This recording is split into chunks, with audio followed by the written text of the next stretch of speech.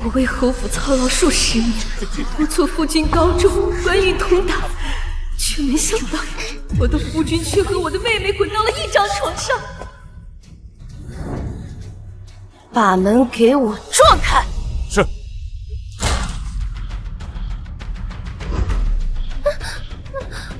池景玉。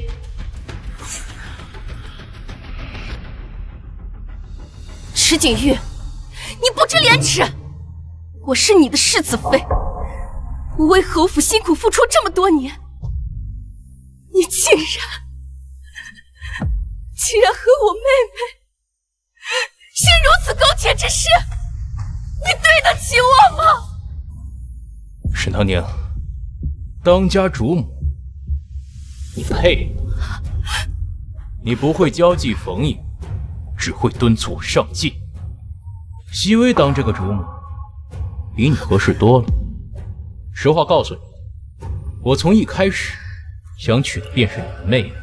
没错，长姐，若不是我当初计划换妻失败，如今我才是侯府名正言顺的主母。好啊，原来你们2人。 早就狼狈为奸了。既如此，那就随了你们的愿好了。我要和离，这个主母我不当了。唐宁，我们好歹夫妻一场，怎么能和离呢？你不必多说，我心意已决。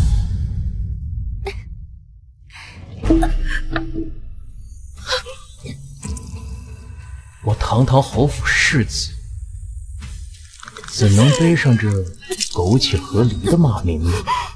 只要你死了，所有的一切不就结束了吗？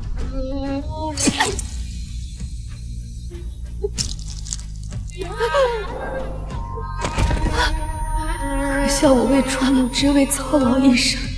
结果所嫁非人，真心错付，最终落得个惨死的结局。若有来世，我一定不要重蹈覆辙。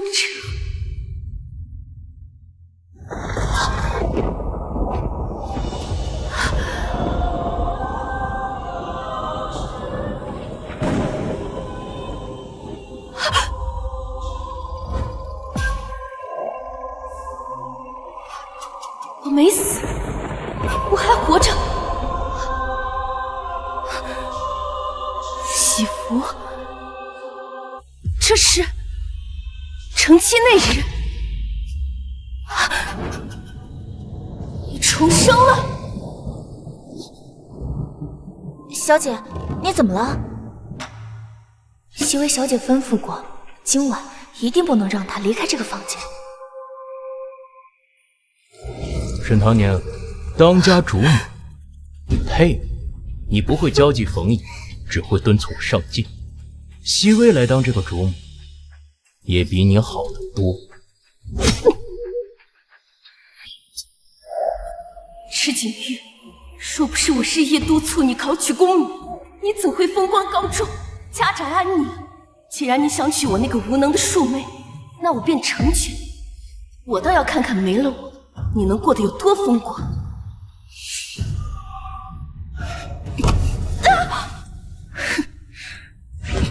嫂嫂怎么这么不小心？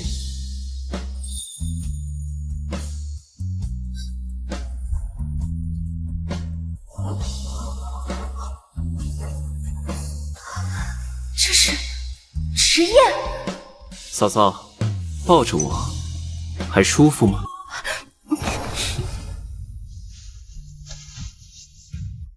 我真是个纨绔，上一世我能督促池景玉上进高中，这一世就算嫁给一个纨绔，我也能让她金榜题名。才帮了沈大小姐就翻脸不认人了，还真是让人伤心啊！明明是你先走错屋子的。废什么话！我要去老夫人的房间，带路。哎，慢点儿。什么？姐夫和小姨子睡在一起了？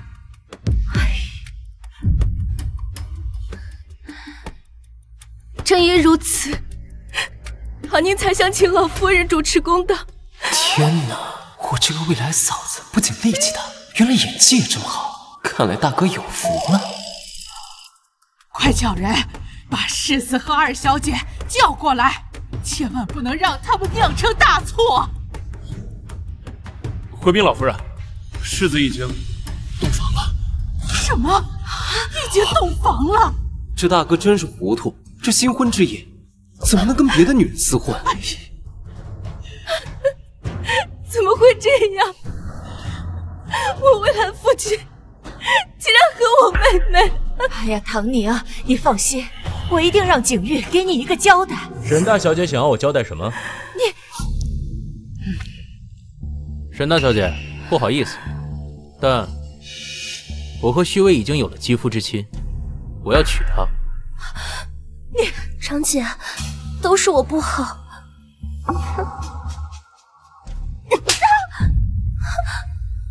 什么？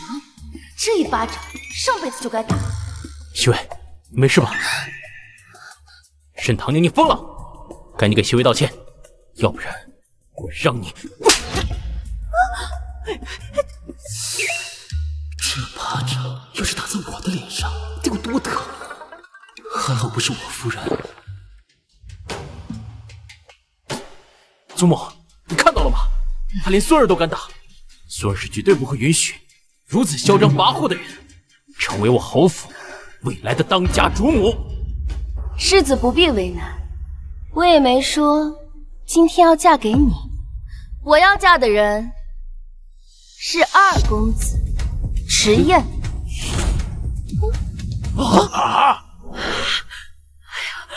喊什么喊呀？快叫夫人！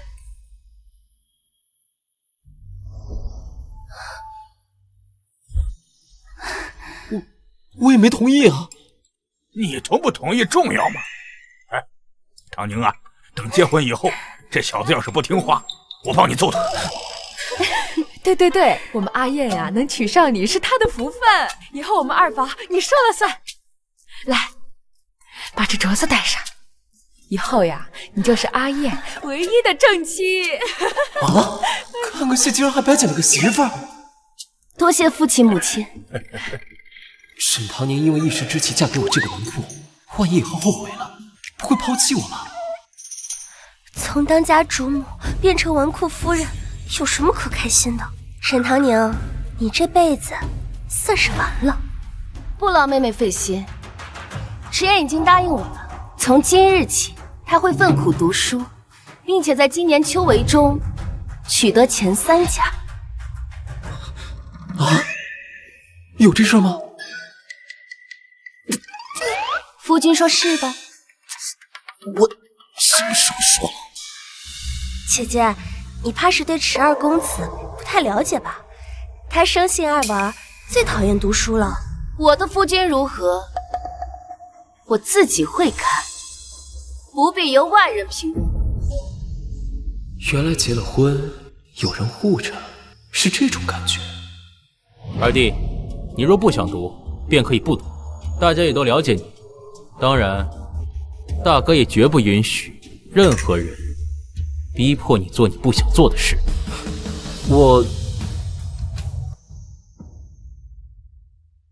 大哥，我决定了，今年的秋闱，我定能考进前3甲。好。二公子，莫要再哄骗姐姐。姐姐刚失去未来侯府当家主母的身份，已经很难过了。你再这样骗她，让她以后如何自处啊？你莫要看不起我。妹妹，侯府这当家主母之位是我自愿放弃，我能力有限，只能管好自己的小家，不像妹妹能者多劳，就喜欢管别人家的事。夫君，走吧，我们去读书了。大哥大嫂，我们也先回去了。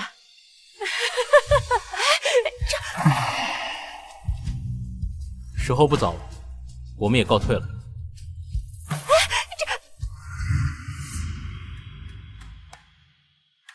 姐姐今日怕是受了什么刺激，居然要迟验一个纨绔参加科举，她估计连大字都不识几个吧。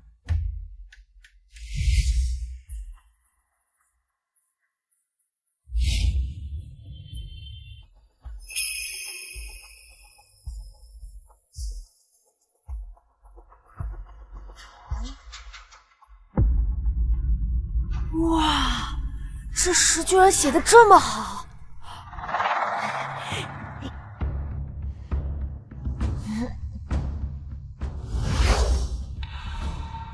你懂什么？过来。世子爷有什么吩咐？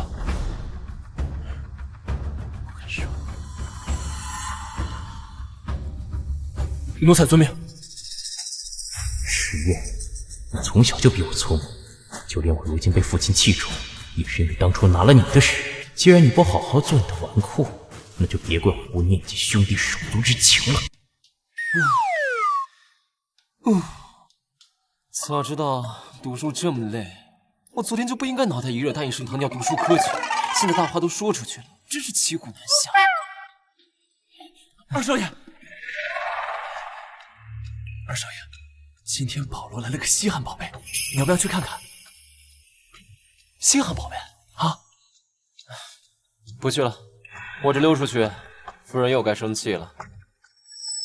少爷有所不知，听说这宝贝叫昆山玉，百年难得一见，稀罕得很。您放心去，小的在这儿给少爷守着，保证夫人不会发现。那还等什么？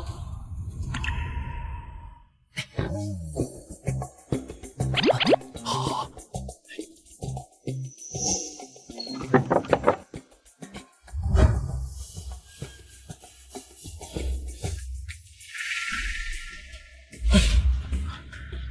少爷呢？二少爷他支吾什么？有话直说。怎么，我二房主母的身份还命令不了你呢？哎，二少爷听说保罗有昆山玉，过去瞧稀罕了。什么？前世迟燕就是被算计，和三皇子抢夺昆山玉，结果惹怒了皇家，没能活过25岁。不行，我得去救他。迟燕，我听说这个昆山玉可是千年难遇的神玉，我今天特地带你过来一饱眼福，你可别说兄弟我不讲义气。这世上当真有这么难得一见的珍品，要是买下来送给夫人，她肯定就不会怪我偷跑出来。掌柜的，还不掀开这红布，让我们一饱眼福啊！哎呀，几位公子，这昆山玉已被人定下，嘿嘿，真不能给你们看。这。谁呀？你好歹是侯府的迟家二公子啊，难不成就这么算了？成个亲，不会真成了耙耳朵了吧？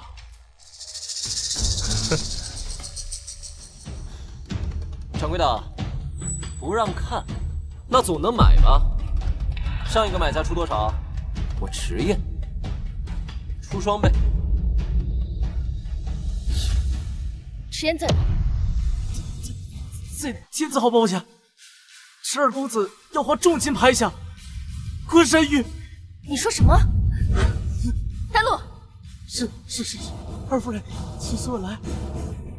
我出10倍，这昆山玉的红布，我亲自掀开，做夫人的新婚贺礼。掀开！不好！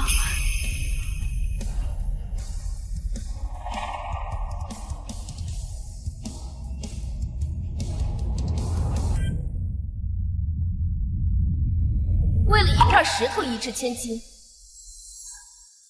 二公子好大的手笔！夫人，夫人，你别误会啊！迟燕，你别怂啊！男人在外花点钱怎么了？拿出咱男人的气势来！夫人，你听我解释啊！我买这块玉是想送给你当新婚礼物。然后呢？我不应该在夫人不在的时候偷偷翻墙出去玩。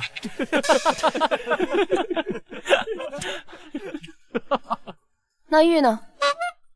还买吗？不买了，不买了。既然不买了，那便随我回府吧。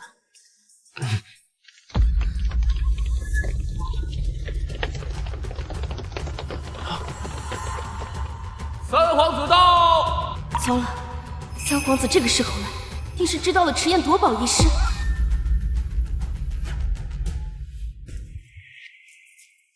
给三皇子请安。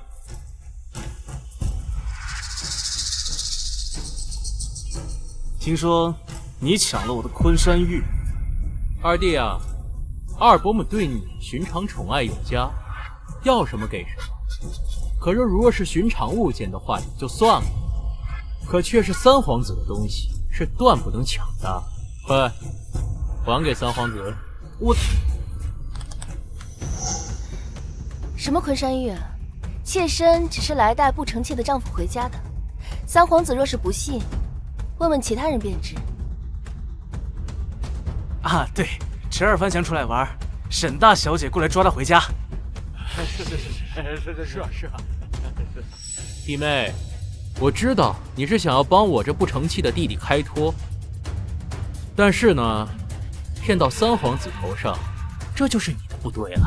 大哥说笑了，我家夫君纨绔是出了名的，不爱玉石，爱美色。不像大哥你，这掌柜的才刚把昆山玉端上来，你就巴巴的过来，不知道的还以为你在等迟燕上钩呢。多说无益，迟燕抢了三皇子的昆山玉，这已经是板上钉钉的事，任凭弟妹再怎么巧舌如簧，都是无法改变的事实。来人，把他给我拿下！慢着，你这么急干什么？这事情都没弄明白。你们要的昆山玉，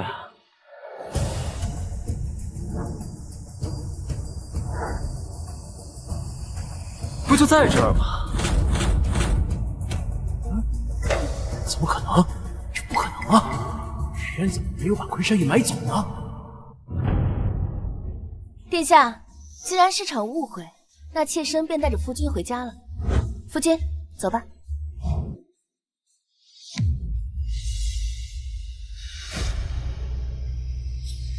你敢耍我！殿下，这我也不知道这是怎么。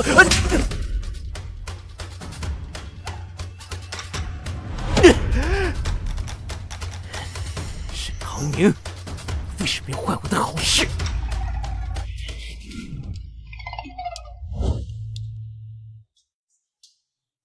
做什么？夫人，别不理我嘛！我知道错了。这会儿倒是知错了。刚才我看夫君在宝楼玩得很是尽兴。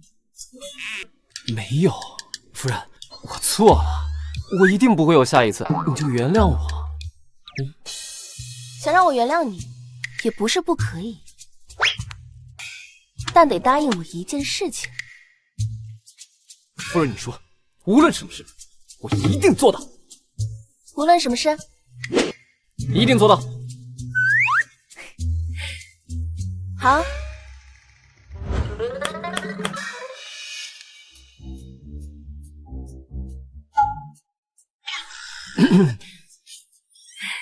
夫人说的不会是读书吧？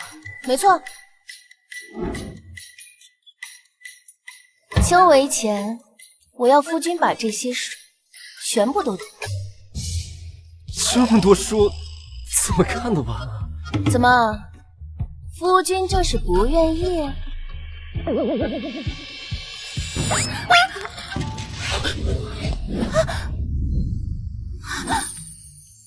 与我的夜幕风晴空，与你夕明中谈花秋，与我四季与你今生，与流年去匆匆，与你花间盛放。夫人急什么？一言既出，驷马难追。只要能让夫人宽心，我一定好好读书。还是唐宁有手段，这个儿媳妇儿还真是娶对了。你好好读书，别忘了明天归宁。看来娶个媳妇儿也挺不错的。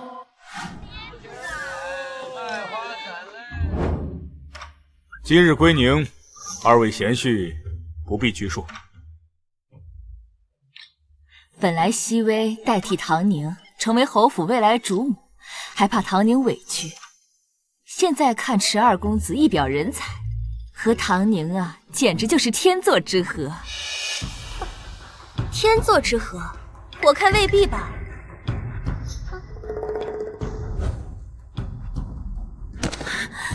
奴婢要告发大小姐私通，跪来内院。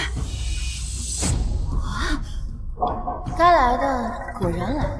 沈熹微，前世你便算计我与人私通，待会儿你就等着看我怎么反击你吧。秦嬷嬷，想办法让沈熹微拿到这封信，我要让他做几次妇。是。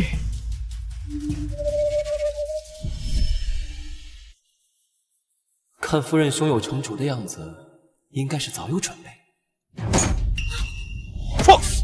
今天是什么场合？丫鬟也敢信口雌黄！来人，把他给我拖出去！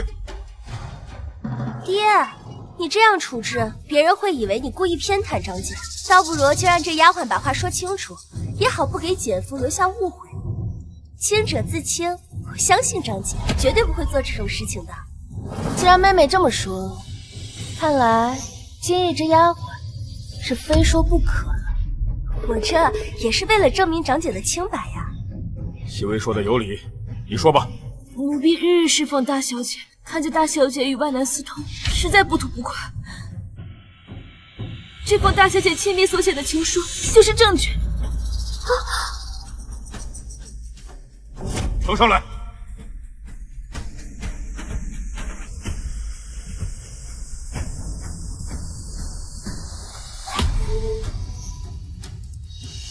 好你个孽女，敢与人私相授受！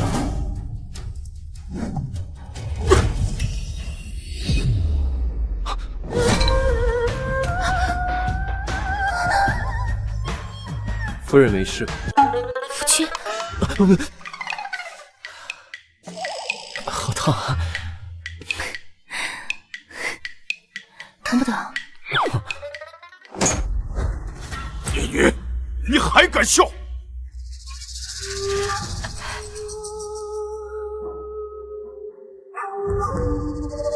父亲，您当真要因为这封不知真假的情书，就这么对待你？是啊，老爷，这封情书还不知道是谁别有用心伪造的，怎能为此怀疑他们呢？伤了父女情分呢？哼，这白点黑字摆在这儿了，难道我还能冤枉他不成？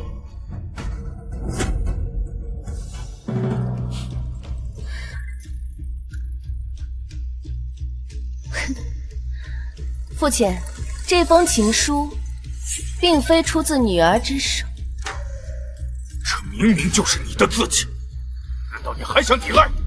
父亲，你应该也知道，女儿平日写信，落笔前定要将这纸张浸入特制花香，这香味可以长达数月。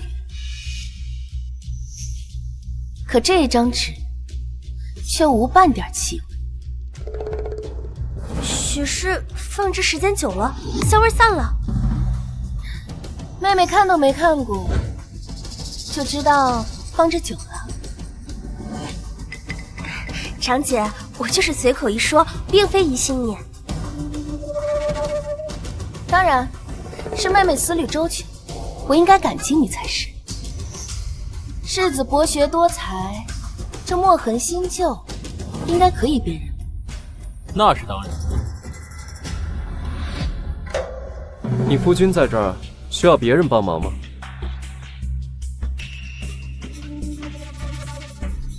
这墨痕灰而不黑，一看就不足1个月。父亲，这下可以证明女儿的清白了吧？唐宁，是为父错怪你了。好你个撒谎丫鬟！贱婢，胆敢胡言乱语，污蔑主子！来人，乱棍好好打一顿，赶出府去！慢着，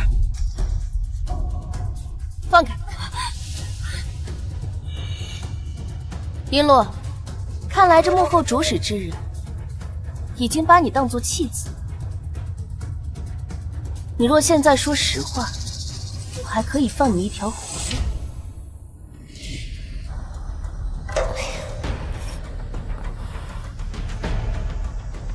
不说，那我就随时让我爹送你去见阎王。是二小姐。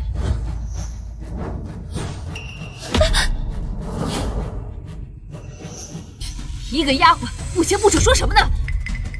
你可是要想清楚再说话呀！是，看来你是不想说。秦嬷嬷，把东西呈上来吧。老爷、夫人，这些首饰都是从璎珞屋子里搜出来的。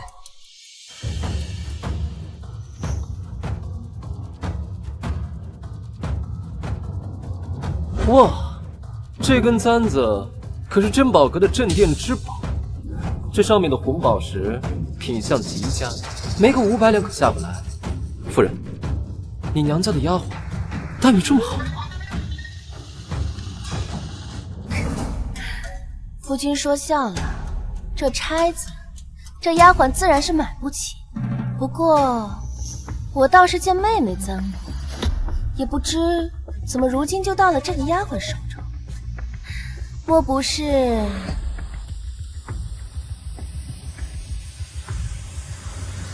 是偷！我说我的发簪怎么找不到了？原来是被你这贱人偷了去！不是的，不是我偷的，这发簪是二手口！还不把他嘴赶紧给我堵上！背鼠又偷窃，这样的丫鬟，我们沈家是容不得了。不如直接把她当成奴隶贩卖了去。不是的，是二小姐。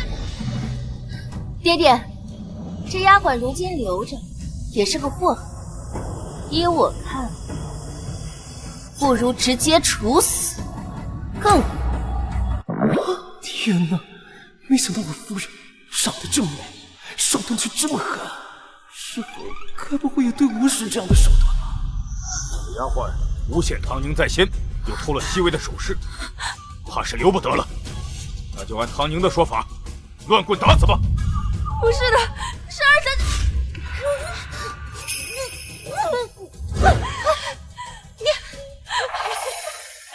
既然我难逃一死，是二小姐，都是二小姐逼迫我再当大小姐的。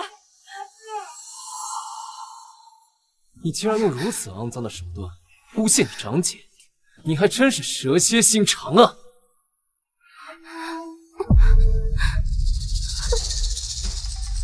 来人，看来这个丫鬟已经吓破了胆，竟生了异状。来人，把她给我拖出去！走。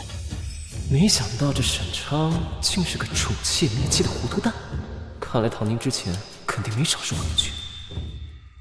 啊，是神府管教下人不善，今日让2位贤婿看笑话。时候不早了，我们移步去用膳吧。还是托岳父的福才能看到如此热闹的场景。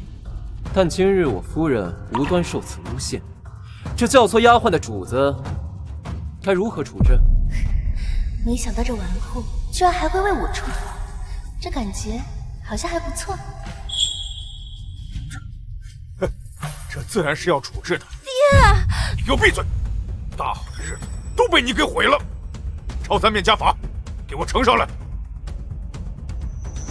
还有方姨娘，教育不严，禁足半月。如此，贤婿可满意呀？当然不满意。我夫人受此污蔑，岳父只是让抄3遍家法，当真是仁慈。夫君，父亲，今日这饭我们便不吃了。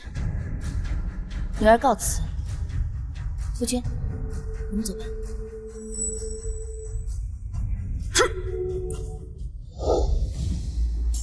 夫人，刚刚岳父分明是纵容他们欺负你，为什么不让我继续替你讨公道？夫君为我做的，我都看在眼里。这以后有了夫君撑腰，唐宁也可以直着腰板回家了。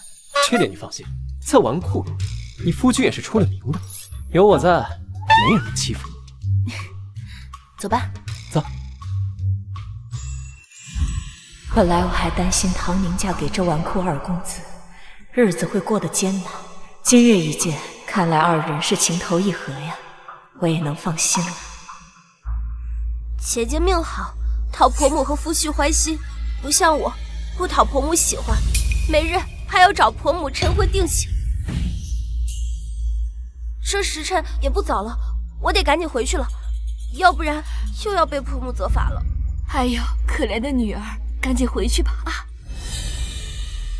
父亲，那3遍家法，快去吧，等闲的抄上，差人送来便是。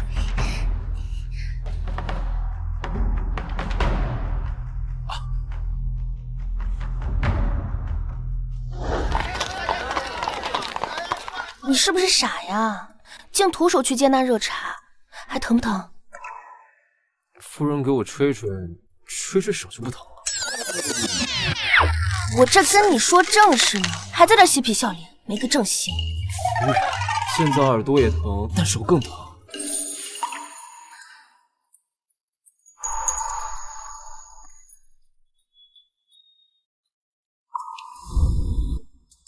夫人，对不起。夫人没关系，我现在去买点东西，立马回家读书，读书。都已经成了亲，这么害羞干嘛？长姐留步。长姐，爹爹已经责罚了我和母亲，还请长姐与我冰释前嫌。毕竟我们可是亲姐妹啊，而且我还有一件事想请教长姐。冰释前嫌。好啊，那我原谅你便是。有什么事，赶快说吧。我想请教长姐，怎么样能和夫君恩爱，婆母和睦啊？妹妹如今已是世子妃，这哪里是我能评价的事？长姐何必挖苦我？侯夫人看不起我庶女的身份，若是世子再不喜我，他日寻了新的别家嫡女做夫人，长姐不还是要看别人脸色过活？妹妹若真想请教，念在同为姐妹的份上，姐姐便帮你指条明路。长姐请说。妹妹你不妨指望自己肚子争点气，一举得男，为世子诞下长子。若这还是唯一的儿子，那就更好。长姐的话，熹微听不明白。玉珠，我们走。我随便说说的，妹妹随便听听就是。至于采不采纳，不关我的事。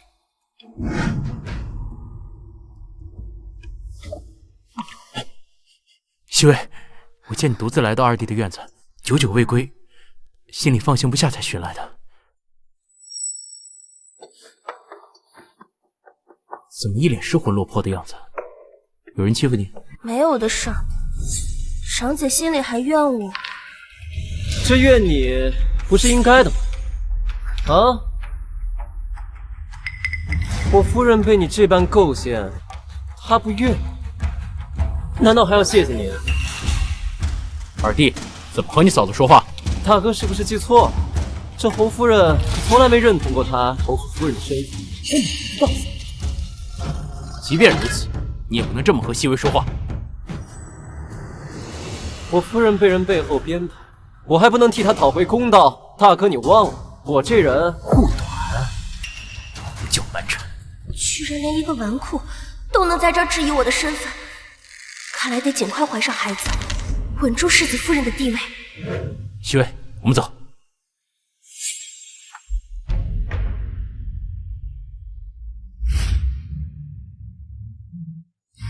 一会儿迟燕回来，就可以直接温书了。夫人，我特意给你买了居酒王，68场比赛，从未败绩。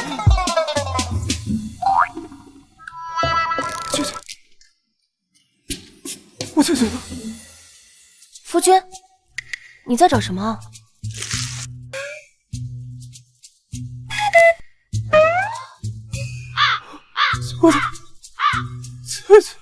翠翠，我的翠翠，你死得好惨啊！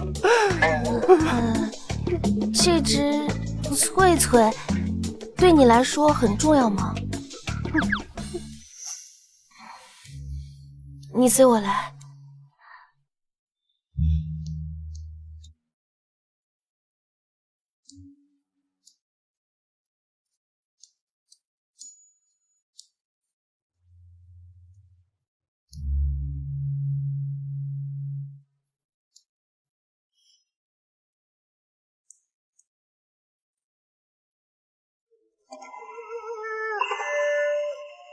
夫人，不嫌我玩物丧志吗？穿越来到这个陌生世界的第20个年头，还是第一次有这种被人尊重的感觉。夫君这几日都有在好好温书，劳逸结合，我觉得没什么不好的。夫人，我一定会认真读书，绝对不会辜负你。读吧。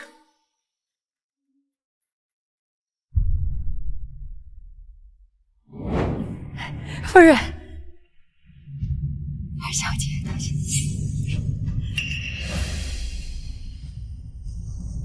妹妹这如今求子心切，嬷嬷，过几日找个得心的丫鬟，给世子夫人送去生子秘方。是，奴婢这就去办。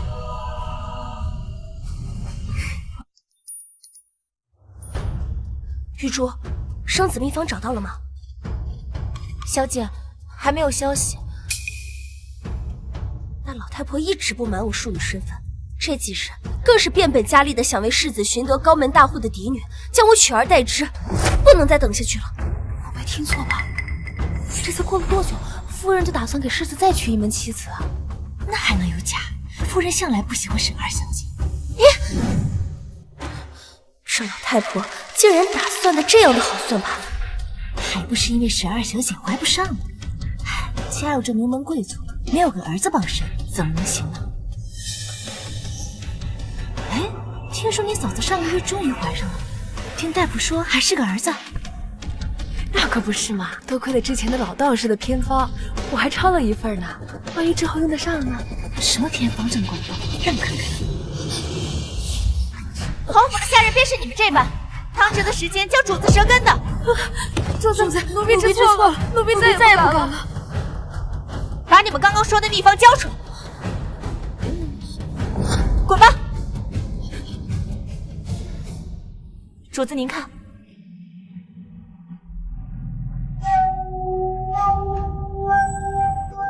找个大夫验一下这个方子的真假。若真的如此灵验，我定要借此一举夺男。是。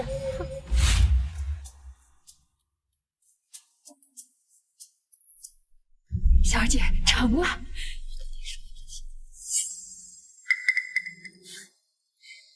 让他只管去验，我们这方子只真不假，我们就等着他有孕的好消息吧。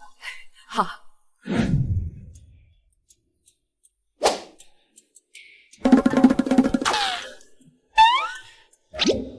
夫人，你刚才说的什么？是什么方子？日后你就知道了。给老夫人请安。坐。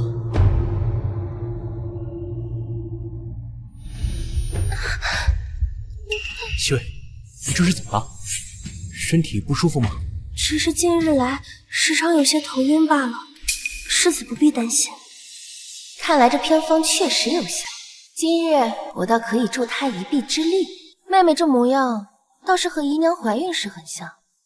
莫不是？西薇，难道有喜了？西薇不敢断言。哼，刚成亲不足1个月，怎么可能有身孕？身子不爽啊，就在院子里待着，少去外面走动。母亲，西薇近日身体确实欠养，我这才差了府医随行。你若不信，可以派张大夫过来一探便知。不必如此苛责。我怎么苛责他了？你真是猪油蒙了心。张大夫，夫人，去瞧瞧他到底什么毛病。是。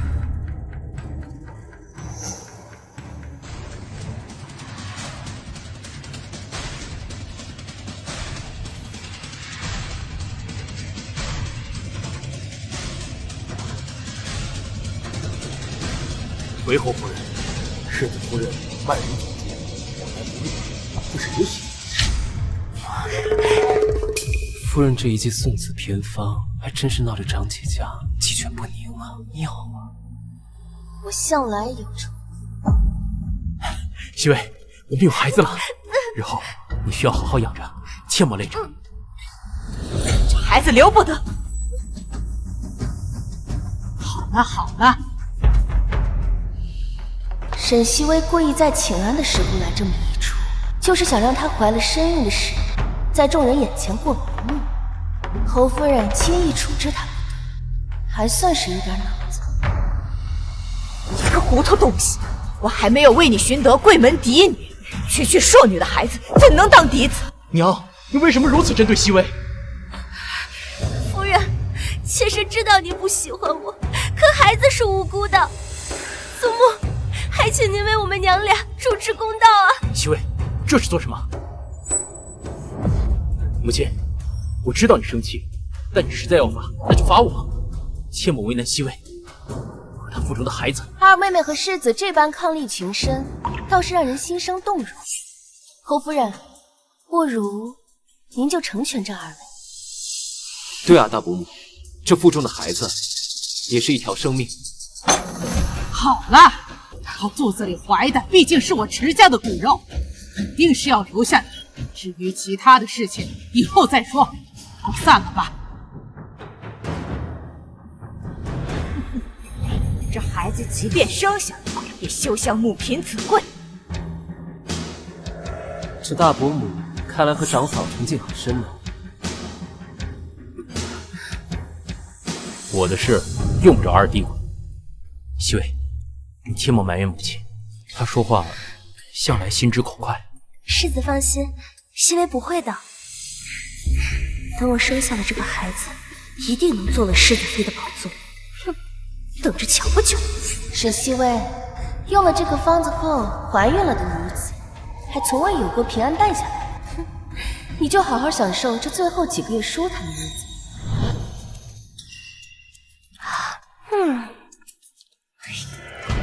我就说这孩子留不得，你看你给我娶了什么好媳妇？接着肚子里的孩子都要上天了，真是不当家不知道这府里银子是哗哗的流。娘，咱家的银子不一直都是二伯母补贴的吗？再要点。你说的轻巧，找二房呀！你让我这老脸王大哥。娘，放心吧，这事情就交给我去办。母亲身体今日可好？挺好，尝尝这茶。这茶呀，二夫人，王管家，还没到支银子的日子，你怎么又来了？回二夫人的话，中宫银子吃得紧，世子便派我来，暂且能支出一些。我上个月刚支了一笔银子，这还不到1个月就花完了。哎呀，二夫人您这是，您又不是不知道，府里现在多了位小主子，老夫人早先放了话，一切先紧着那边，这开支可不就大了起来了吗？吃的、穿的、用的，哪样不都得花银子？我补贴宫中的银子都是花在侯府上，如今大房儿媳怀了身孕，也要算在我头上。这母亲一直被大房压一头，只有让她体会到硬气带来的好处，才好成为我坚实的后盾，而非累赘。算了，多一事不如少一事。来人，等等。王管家，这是来向我母亲讨银子，侯府居然落魄成这样。二少夫人有所不知，侯府历来都是如此，在您尚未嫁过来之前便有了这样的传统，更何况此事二夫人是同意的。历来如此，便是对的吗？我还从未听说过哪个高门大户家的开销是出自儿媳的嫁妆。唐宁，王管家不是这个意思。王管家以后不用来了，从今天开始，我们二房不会再补贴宫中，也麻烦王管家回去转告一下。若是管不好家，我们愿意帮忙管家。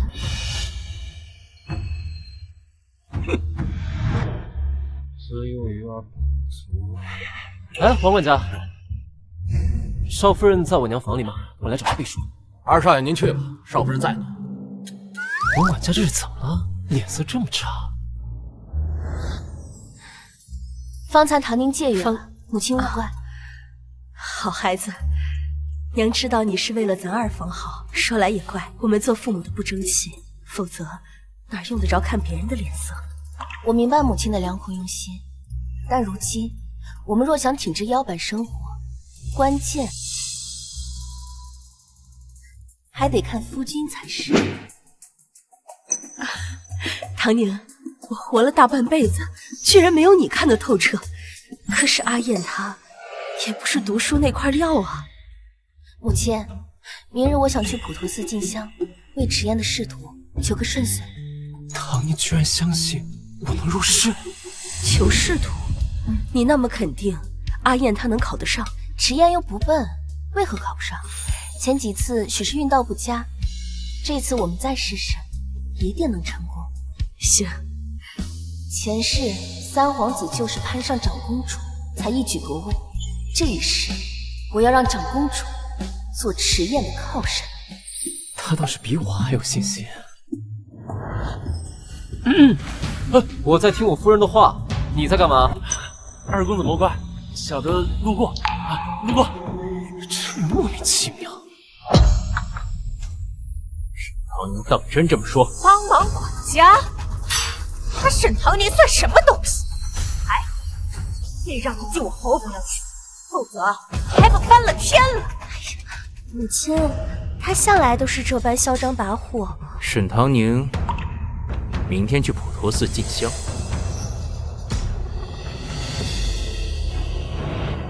安排几个人给他一份教训。记住，将人掳走以后，切莫伤着，切莫将事情闹大，明白吗？世子放心，肯定给您办得漂漂亮亮。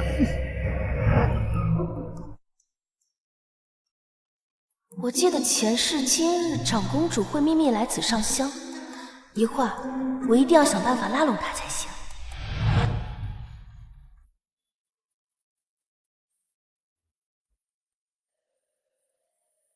殿下，这边请。夫人，这棵树好是气派。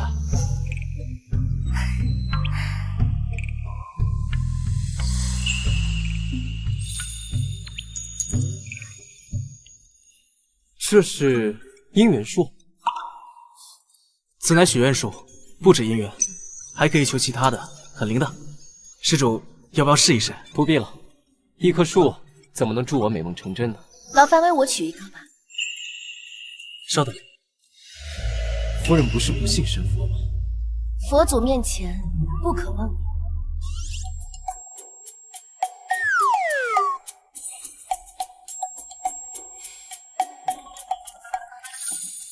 心诚则灵。那夫人要许什么心愿？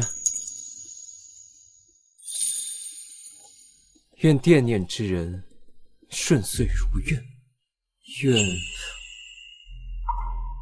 迟燕长命百岁，岁岁平安。夫人怎么还加上我的名字了？莫不是凑字数？是啊，不然瞧着空落落的，多难看。那夫人不得写上高中之事？夫人最惦记的不就是这事儿？一次许2个愿望，那多贪心啊！万一佛祖不乐意怎么办？夫人放心，高众之事不必求佛祖，我会为夫人实现的。施主，请前往禅房，请。迟燕，你在此处等我，我去就回。好，迟燕就在这等你。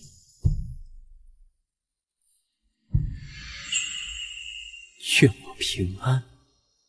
原来这就是被人惦念的感觉。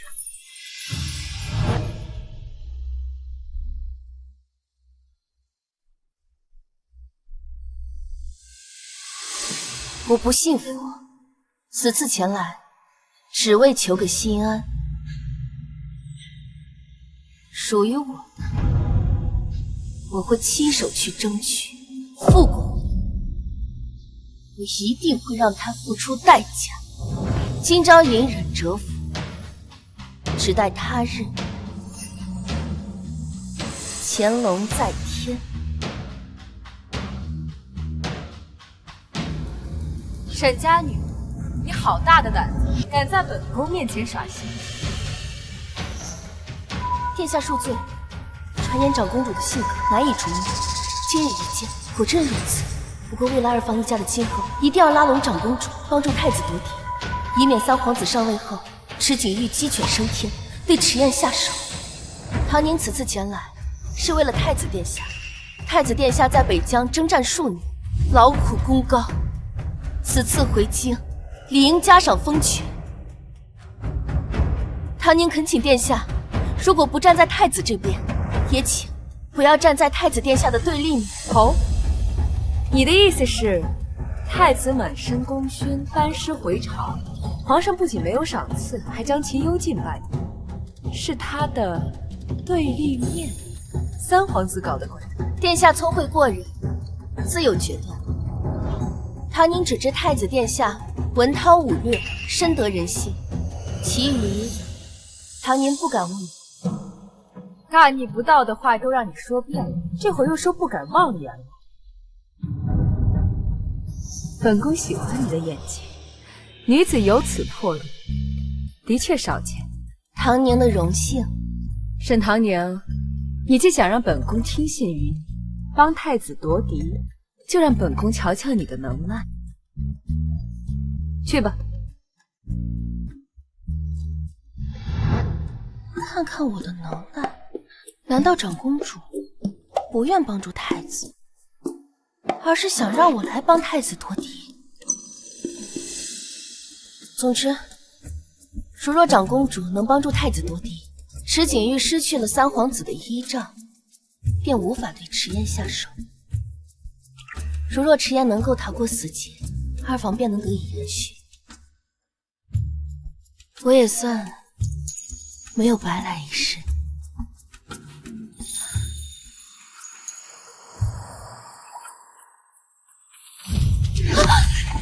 算是等到他落单了。走，走。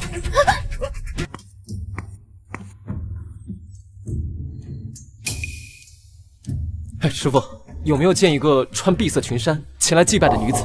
施主，那位夫人方才已经走了。唐宁让我等她，绝对不会招呼都不打一声就自己离开。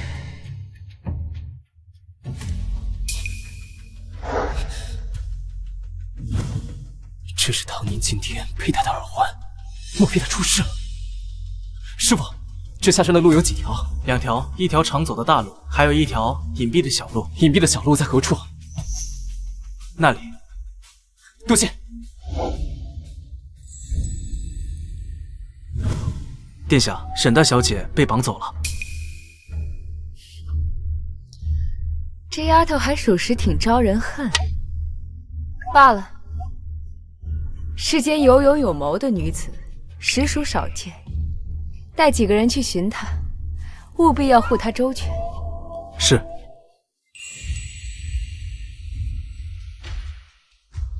大哥，到底咱们把那小娘子带到哪里去啊？那先王的管家说了，咱只是吓唬吓唬他。明天一早，咱就把人给他送回去吧。王管家果然是大方，为母亲驳了面子，所以拿我开导。那要不咱们就把他带到前面的山洞里。走。站住！你们要带我夫人去哪儿？是迟燕，迟燕，我在这儿呢！你这傻小子，不会是自己来的吧？夫人放心，我带了帮手。你们是谁？别管闲事，快走开！这可不是闲事，这是家事。拿枪！是。死了！大哥，大人不计小人过，人给你送回去。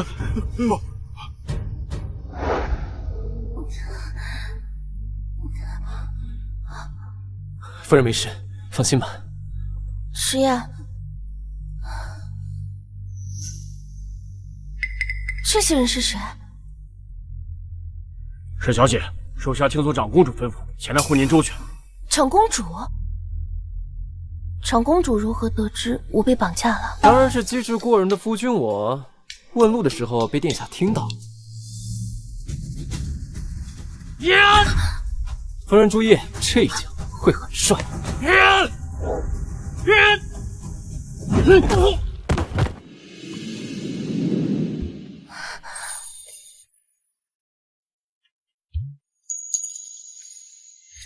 说，谁派你来的？公子饶命，是一个王姓的管家给了我银子。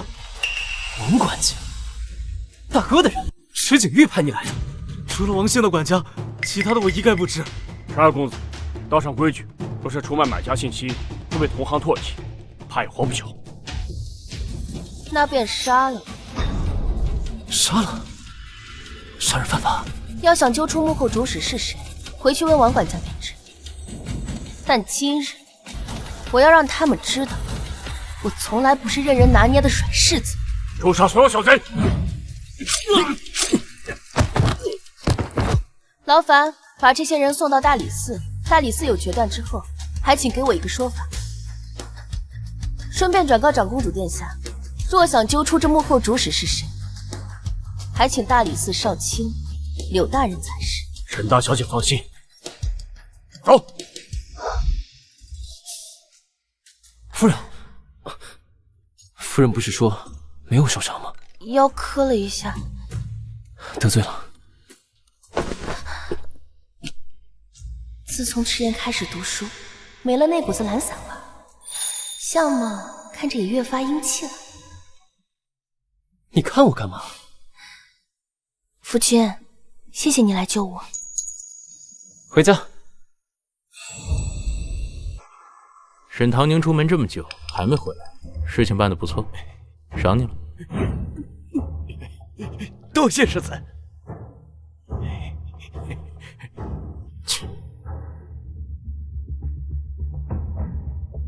等柳大人到了，我看你们如何狡辩。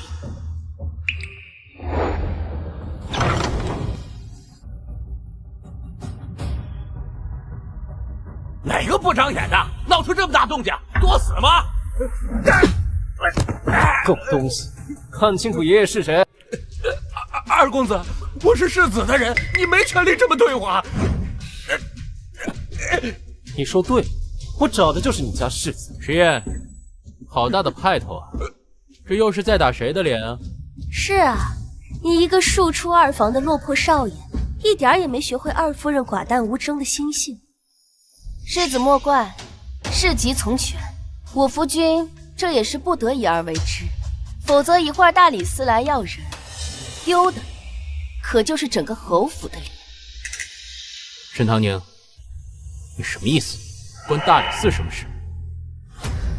今日我同夫君一同去普陀寺进香，中途却遭遇贼人劫道。这贼人指名道姓说要买凶杀人，目标就是我。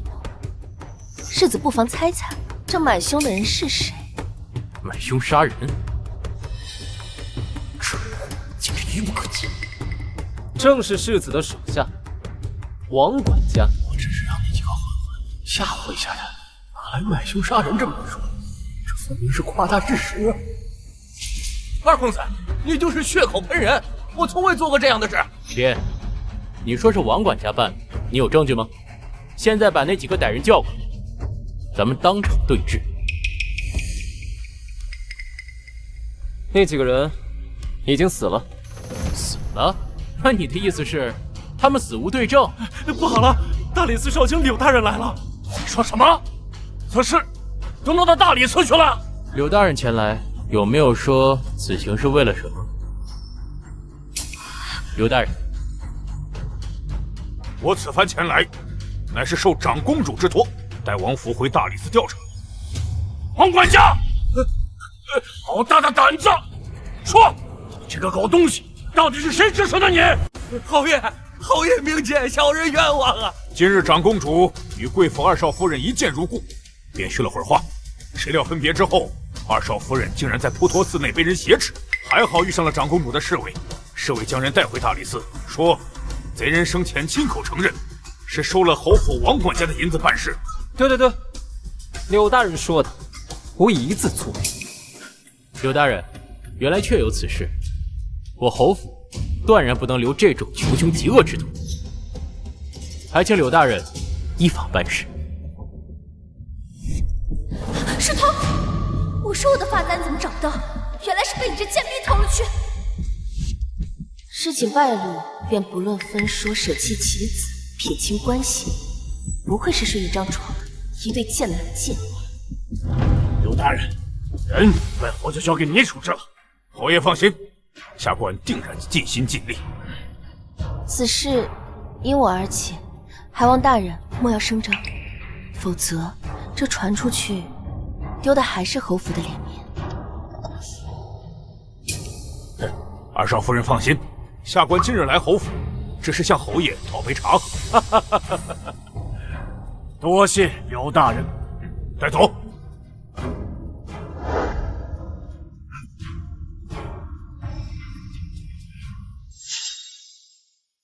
今日之事让你受了委屈，还不忘顾及我侯府的颜面，真是有大局之观呐。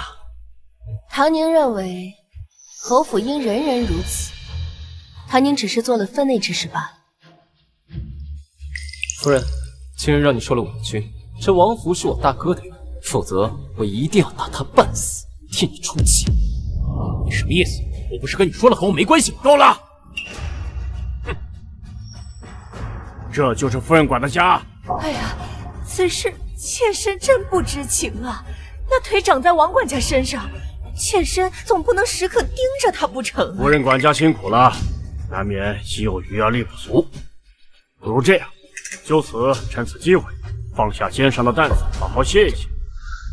唐宁啊，从即日起，二房的管家权就交给你了，以后你们不必受大夫人的制约。此事就这么决定了。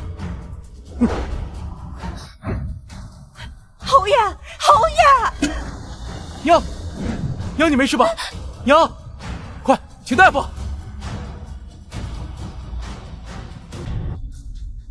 没想到这沈唐宁就如此手段，能把长公主搬过来做人证，还闹到了大理寺。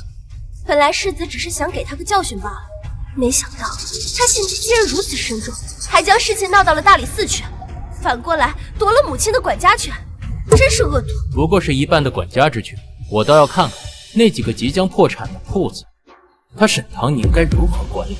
如果管理不好的话，我就禀告父亲，收回管家权。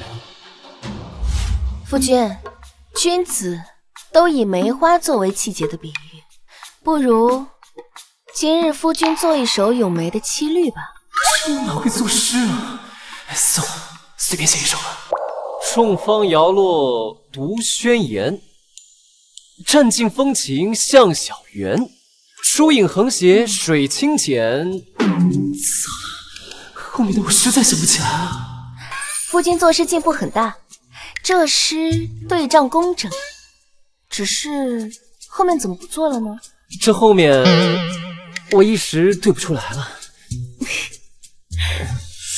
夫人，那个大房给咱们的铺子，你打理的如何？上个月胭脂巷的胭脂铺又亏损，我就琢磨着要不要换给营生，不然老这么亏损下去也不是长久之计。胭脂巷，那就是贩卖胭脂水彩的铺子。是啊，那条胭脂巷有4、5家胭脂铺，难怪会亏损。现在大房正摩拳擦掌等着看我笑话呢。我有办法。我跟你聊正事，别闹。我也是说正事。夫人可曾听过香皂？香皂？那是什么？夫人且等着。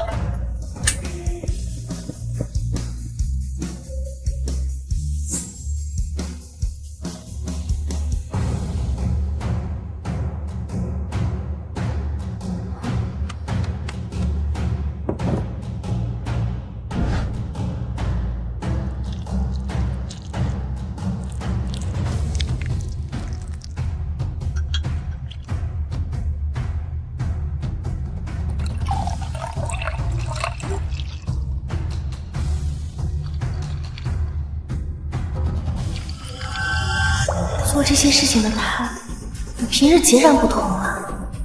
这副纨绔子弟的皮囊，究竟藏着什么样的灵魂？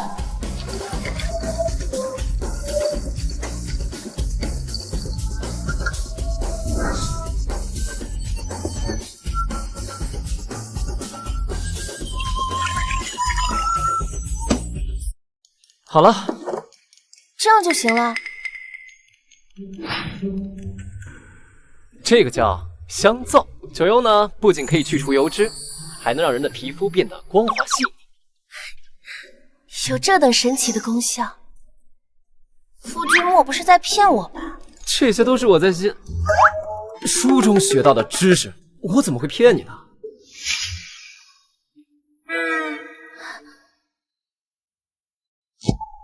这又是什么？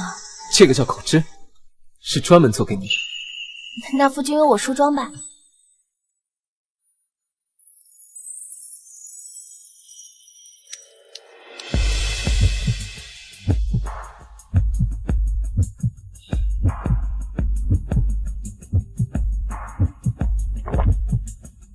这好看。我是说这口脂颜色好看。当然，我夫人最好看。夫人，那既然我们现在有了这么多新产品，不如我们把包装也做一些改动。我倒是有一个法子，不知可行不可行。假设这口脂有多种颜色，如若凑齐其中3种颜色，便可任意挑选一种同等价格的商品。抽奖？等等，集合好友，盲盒是不是也得安排上？夫人，我们还可以将不同规格的口脂放在未经标注的包装里，让顾客随意去挑选。它集齐了所有规格的口脂，就可以兑换限定隐藏款的口脂。限定款？这种法子倒是从没听说过。我们铺子现在有了这些，生意一定会兴隆的。这是家什么店啊？桃花坞，听着倒是不错。它应该是家卖胭脂的吧？新店开张，还请诸位赏脸捧个场。开张前3日，铺内所有东西均折本售之，不满意7日之内可以免费退，免费退。这可是的，去看看去。你说我们这些新奇的方式，客人能接受吗？放心吧。慢点儿，慢走，慢走，慢走啊！今日我们店铺的生意这么火爆，订单都排到下个月了。真没想到夫君还有经商的天赋呢。只有这个时候，我才觉得唐宁，她带着这个年纪的幸福。你笑什么？夫人累了这么些天，应该好好放松放松。这是做什么？给你揉肩啊。这样的事情用不着麻烦你。麻烦？沈唐宁，你我是夫妻，你总跟我客气什么？可你这样，这要是传出去，我会遭人非议的。从古至今，只有妻子来伺候夫君，我还从未听说过哪家是夫君伺候妻子的。咱俩关起门来过日子，与别人有何干系？再说了，这夫妻本应该相互扶持，你来我往，方能长久。若只是一方一味的付出，那再浓的感情也会变淡。你说的对，我真没想到，你能这样想，有这样灵光的脑袋，读书也一定能成。夫人就只想到读书了。这次店铺重新开张，这么漂亮的翻身仗，不应该奖励我一下？奖励？这说起来奖励，我昨日确实是给你买了一件。夫人莫走，你松手，我去给你拿奖励。我要的奖励拿到了。怎么样？二房是不是一个客人都没有？世子爷，二房那边的铺子生意火爆呀，这半个京城的女人都过去了。滚！石燕，你害得我的母亲失去了管家权，又害了我的心腹管家，你抓进了大理寺，我一定要好好的教训你。主人，主人，这是按照您的吩咐收集到的朝臣贪污受贿的证据。娉婷姑娘不仅漂亮，名气又大。多谢主人夸奖。我要你再帮我做最后一件事，我要让石燕这辈子都爬不起来。疏影横斜，水清浅的下一句是，我这高中学的早就忘了，早就还给老师了。疏影横斜，水清浅，想起来了，暗香浮动，月黄昏。再下一句是，少爷，少爷，七公子和唐公子他们找您去酒楼吃饭。不去，我在想诗呢。少爷，你已经很久没和唐公子他们出门了，朋友不联系，感情就淡了。再说，少夫人整日操劳那么辛苦，你就不打算买点什么犒劳她吗？你说的对啊，她为我付出这么多，我是得表示表示。夫人，我出去一趟，去就回你，回来给你惊喜。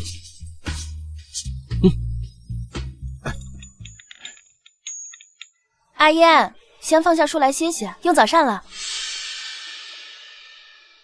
实验人呢？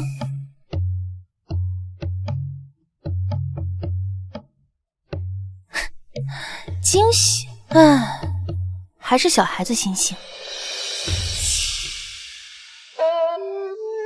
疏影横斜，水清浅，暗香浮动，月黄昏。好诗啊！也是，阿燕最近读书这么刻苦，进步也很大，是该出去放松放松。少夫人，大事不好了，少爷他被大理寺的人给抓走了。八六，到底发生什么事情了？他们说少爷他杀人了。你说什么？不对，公子没杀娉婷姑娘，人肯定不是他杀的。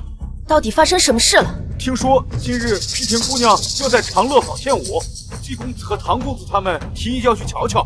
二公子本不乐意的，但又不好扫了他们二人的兴致。说好出来吃个饭，怎么吃到这儿来了？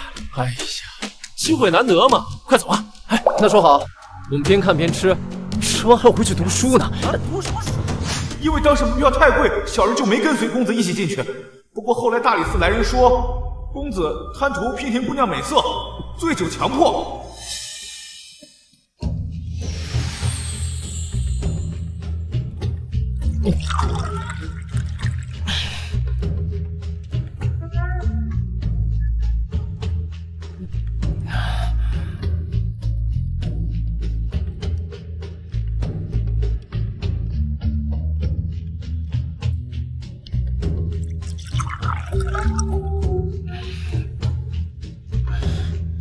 美人，给我喝点儿。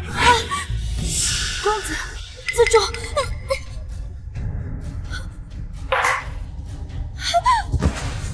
别过来！别过来！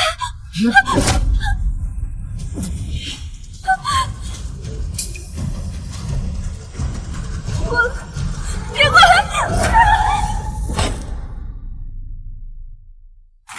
这什么情况？这是？不好了！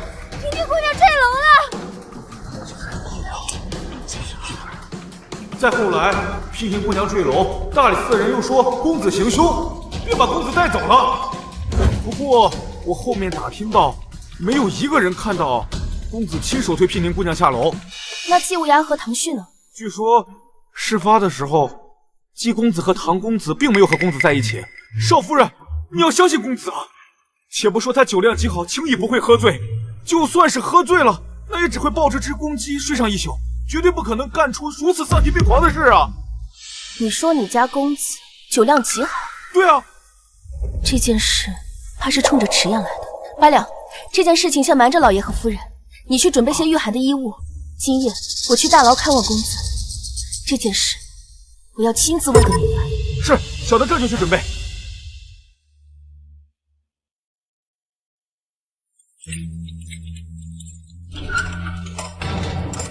就是这，只有1刻钟的时间，还请沈大小姐不要为难属下。多谢。迟燕，夫人，你怎么来了？他们可有对你用刑？没有，夫人，我没杀人，更没做那种事。我相信你，夫君。夫人，你真的信我吗？你与那娉婷姑娘又无冤无仇，你又何苦为难她？夫人告诫我，在外不能惹事，我都一一记得。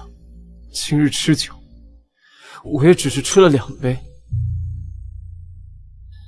我知道夫君委屈，可今日时间有限，你要把你知道的全都告诉我，尤其是事发前、事发后，你记得的、不记得的，都要努力回忆。夫人，我感觉我喝醉了。感觉？可你方才不是说你只喝了2杯酒吗？八两说你酒量很好的呀。是啊，但这2杯下肚，感觉脑子昏昏沉沉，总之这种感觉很是不对劲。难道迟延被人下药了？夫人，我真是想不通，我从没见过那什么娉婷姑娘与她无怨无仇，她为什么要自己跳楼陷害我？有些时候你不去招惹别人，别人也会主动来招惹你。他们要害你，不是因为你做错了什么，而是因为他们的恶。夫人，那我该怎么办呢？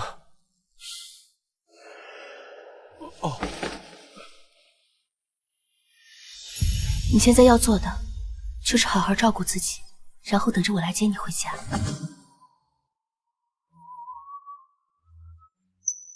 那日你在普陀寺遭人绑架，丢了耳环，我买了副新的，很想在生辰之日给你，但现在怕是出不去了。夫君，你不必担心。夫人，之前的那些诗也不是我原创的，都是我抄的。但是夫人放心，若是我能出去，我一定好好学习，好好作诗。好，夫君，你放心，我一定会接你回去。我还等着夫君考上状元，当大官呢。小姐，快随我回府。老夫人听说二公子入狱，雷霆大怒，说把二公子赶出侯府。你说什么？沈大小姐，时间到了。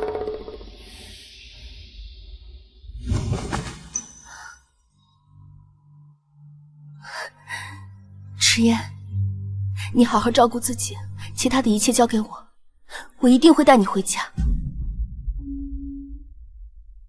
这耳饰还是等我生辰的时候再送我吧。夫人，切莫做危险的事情，保护好自己。你放心。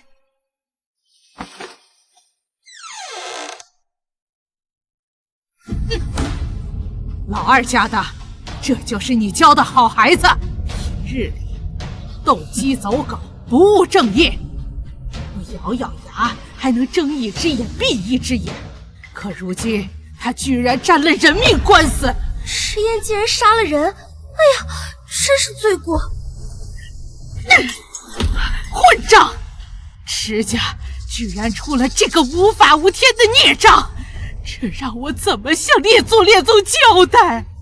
池家是断断容不得这个败坏门风的孽障。您的意思是要把池燕逐出家门？母亲，这万万使不得！谁要将我夫君逐出家门？池燕她没事吧？母亲放心，池燕一切安好。好啊，原来你早就知晓此事，知晓却不上报，难不成你想让池家明日沦为整个燕城的笑柄？弟妹，池燕闯下这样的大祸，你竟然想替她瞒天过海，你还把不把侯府放在眼里？祖母，池燕只是被大理寺请去，前去配合查案，并未定罪。事情是不是他所为，还有待商榷。3人一同吃酒，如今只抓了他一个人，这还不能证明他的嫌疑。事情发展到这个份上，你觉得还有转圜的余地？当然，柳暗花明又一村，事情还未到绝境，怎能轻易下定论？弟妹，我知道你护夫心切，可杀人这事并非是小事，恐怕连我们侯府都要被连累。别的不说，明天我和父亲上朝，就参我们的折子，都够我们吃一壶子。不行，这个逆子必须逐出家门。祖母，我们是一家人，一荣俱荣，一损俱损。遇到这样的事情，不想着解决办法，却在这儿想着撇清关系，这落在外人，乃至皇上眼里，该怎么看？长姐，我知道你救人心切，可是作为晚辈，你也不能公然顶撞老夫人啊。二妹妹倒是关心，先不说我是否是顶撞，若不是当日你我错驾，恐怕这会儿你比我还着急吧？你怎能如此？二妹妹还怀有身子，怀有身孕的人最忌讳思虑过多。我劝你，还是好好回去歇着吧。祖母，还请您顾全大局，为我池家的长远发展考虑。若是分家之事传到皇上耳朵里，危机面前，血脉至亲相互猜疑，相互残杀，您觉得皇家还如何相信我池家能尽忠皇家？你池燕绝不能是顶着罪名被撵出池家，待时机成熟，我还不屑与你们这一家子狼心狗肺同住一个屋檐下。祖母，二弟的事情尚未盖棺定论，我们还是等大理寺吧。现在将池燕逐出家门，确实显得侯府落井下石，失了大家风范。谢世子为夫君说话，池景月竟会帮沈唐宁，难不成他对沈唐宁死灰复燃了？唐宁，池燕的孩子怎么就着了道呢？母亲，你也是相信池燕是清白的？自己的孩子什么品行，作为父母再清楚不过。他虽然顽劣些，但是他绝对做不出这杀人的勾当。母亲放心吧，我也相信他，清者自清，夫君一定会回来的。今日大理寺少卿柳大人会去娉婷姑娘所在的春风楼查案，我得去看看，一定要找出证据，证明池燕的清白。小姐，你可是要去求柳大人为公子证明清白？嬷嬷，求人不如求己，我要亲自找出证据。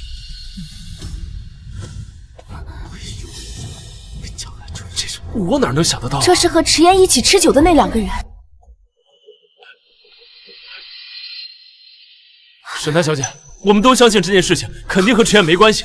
如果当时我们在场就好了，说不定池燕就不会。敢问唐公子，那是去哪儿了？我那时觉得房间里香薰的味道十分刺鼻，就出门醒了醒脑子，没想到会发生这种事情啊！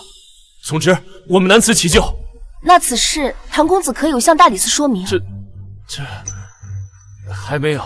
我那时，唐公子，池燕把你们2位当成朋友，可你们扪心自问，真的当得起朋友这2字吗？我还有事，2位请回吧，先告辞。看来嫂夫人还在埋怨我们。生气什么呀？池燕那个玩伴根本比不上世子一根手指。我把世子交代的事情办好了，日后世子定是一帆风顺。池燕，就蹲一辈子大牢了。乖乖来啊！恭喜里面请啊！好久没来了。唐宁在此恭候多时。沈大小姐，你特意在此等候本官，若是为了你夫君的案子，请回吧。杀人偿命，此乃国法。若这是长公主的意思呢？妾长公主名头已有，也不算是什么罪过吧。柳大人莫怕，我知晓规矩，不违律法，只是不想让我夫君白白背上一条人命。你的意思是，你夫君是被冤枉的？沈大小姐，办案要讲究证据，可不是说说而已。柳大人这是要去春风楼吧？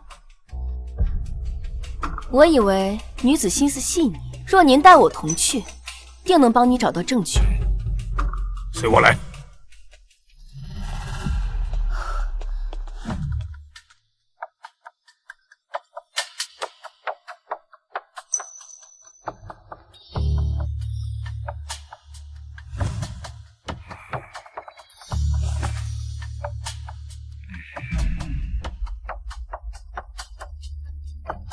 看来这娉婷姑娘钟爱兰花。兰花象征品行高洁，不与世俗同流合污，不少文人雅士喜爱以兰自比。她身处这样的境地，妄想从中获得精神寄托，这并不奇怪。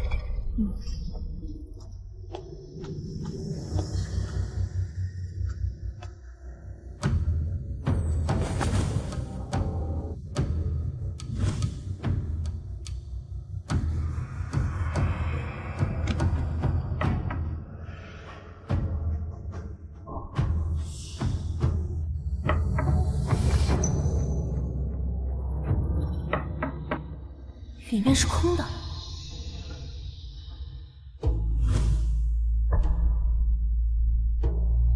柳大人，你来看看这个。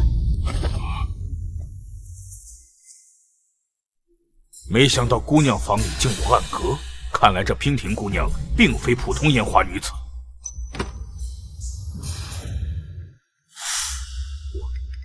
这里面均是朝廷命官收受贿赂的记录。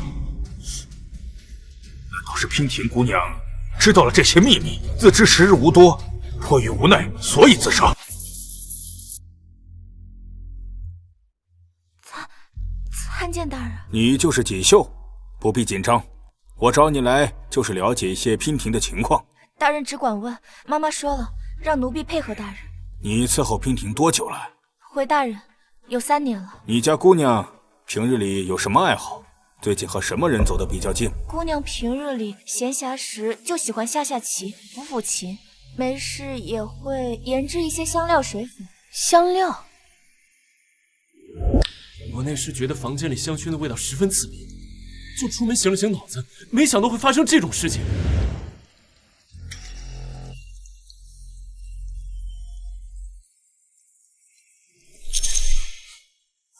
兰香馥郁，味道淡雅而不落俗套，只是这闻久了会让人觉得胸闷。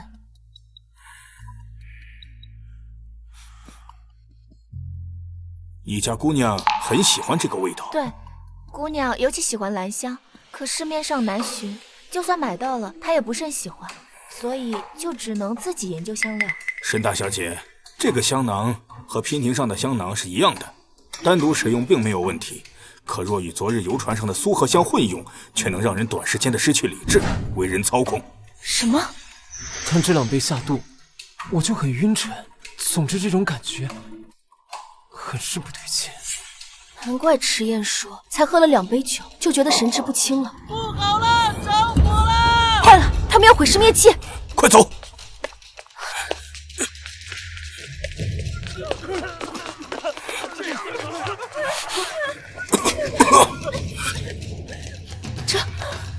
沈小姐，虽然证据被烧毁，但方才我已经看过香囊了。陈二公子确实是中了小人奸计，我给你写份手书，你带他回去吧。多谢大人。还请大人回去向皇上复命的时候，和皇上禀明情况，还我夫君一个清白。好。迟燕，唐宁。迟燕，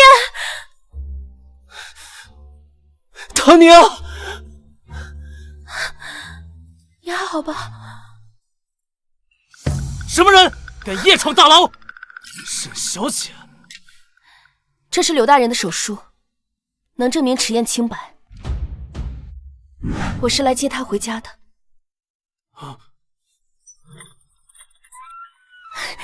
迟燕，我错。夫人，迟燕，我说过了，我会来接你回家。走吧。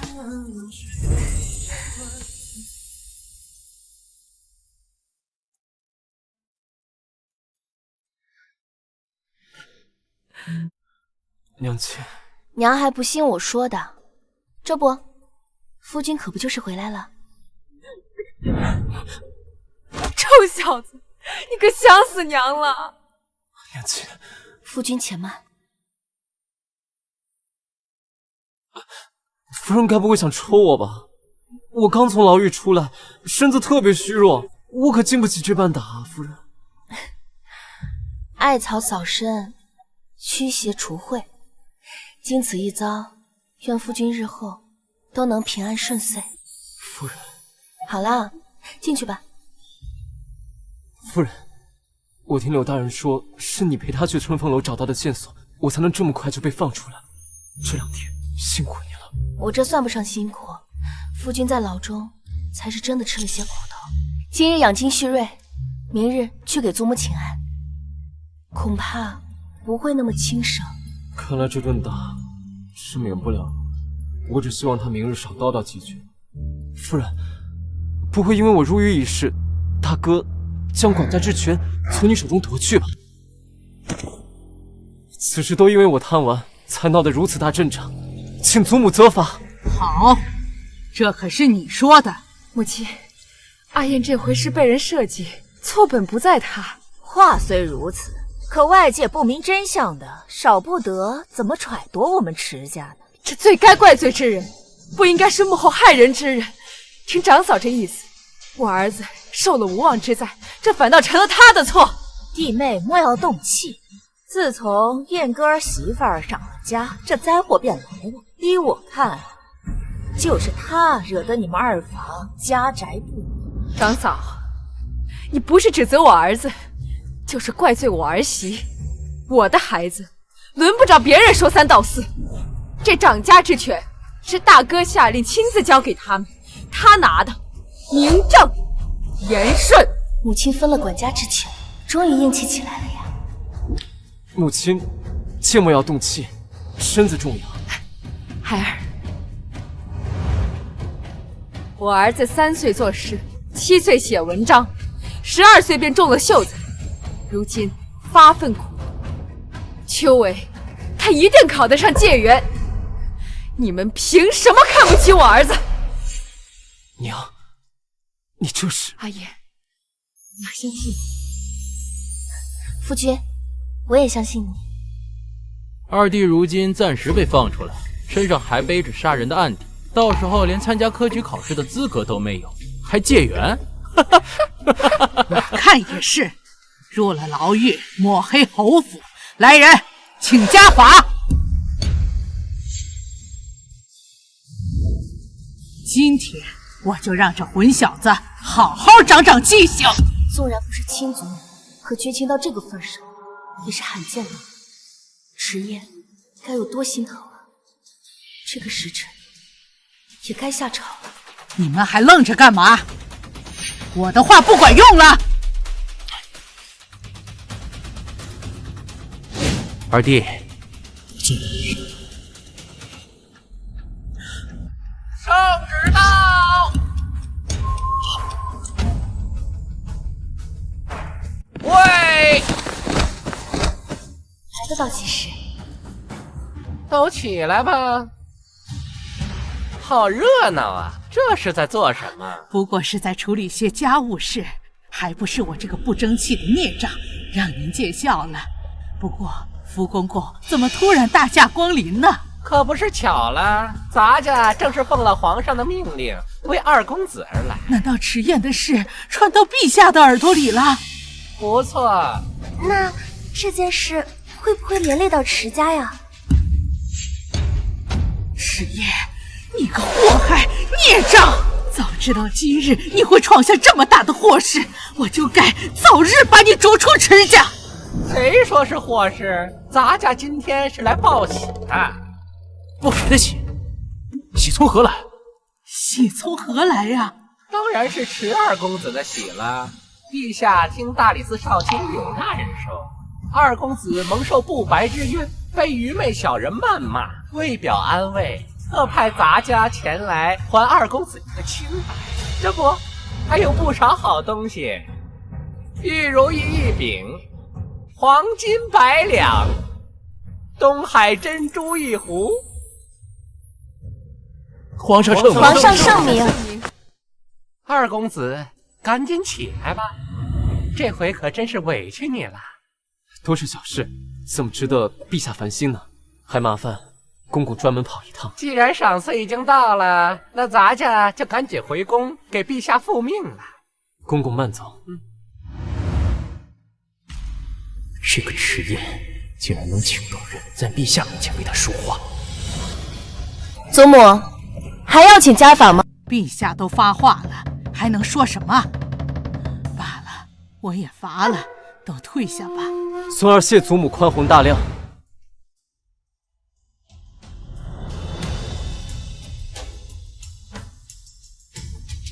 景岳，父亲，这件事情是不是你做的？别以为我不知道。那春风楼的产业就是你的。这次你为了打压堂弟，竟然将我侯府置于风口浪尖之上。景岳，你太让我失望了。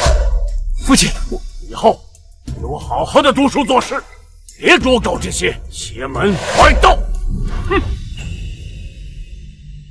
世子，侯爷的话你不必放在心上。微微，你这个媳妇主意倒挺大，侯爷的话也敢不听？走，跟我去佛堂抄写经书。迟燕，你为什么总能爬起来？不是要考科举吗？我要让你在秋闱上颜面尽失，这辈子都参加不了科举考试。过来。世子爷有何吩咐？给唐旭传信。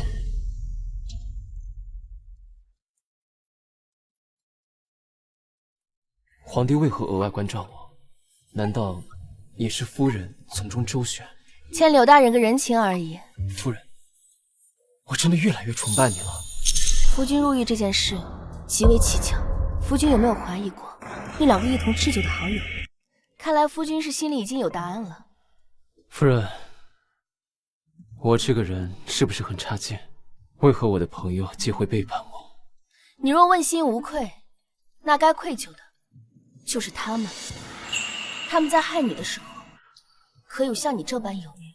夫人，我明白了，我往后一定远离小人。孺子可教也。夫君好好读书，等你金榜题名，便能好好打那些小人的脸。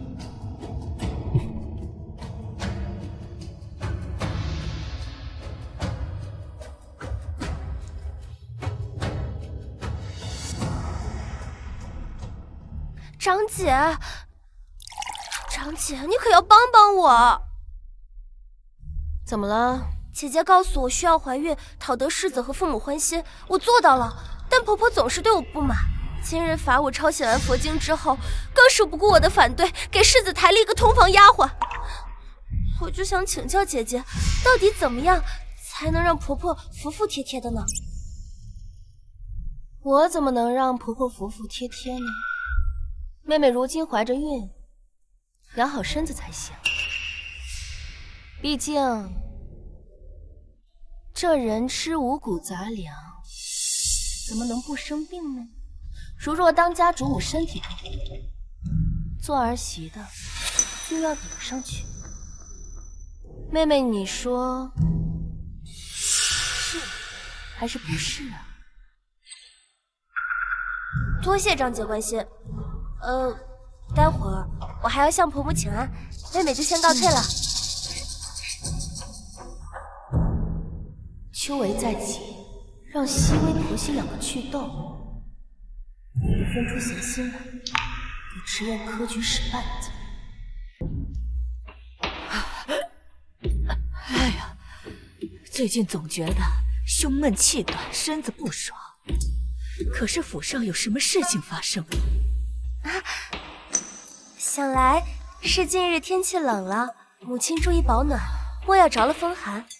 儿媳妇听说过几日二弟弟要去参加科举，也不知这次结果会如何。我就知道是这小子克我，装模作样读了几天书，想着自己能考上举人，连我们家景玉提鞋都不配。科考的事情哪有那么简单？母亲啊，莫要气坏了身子。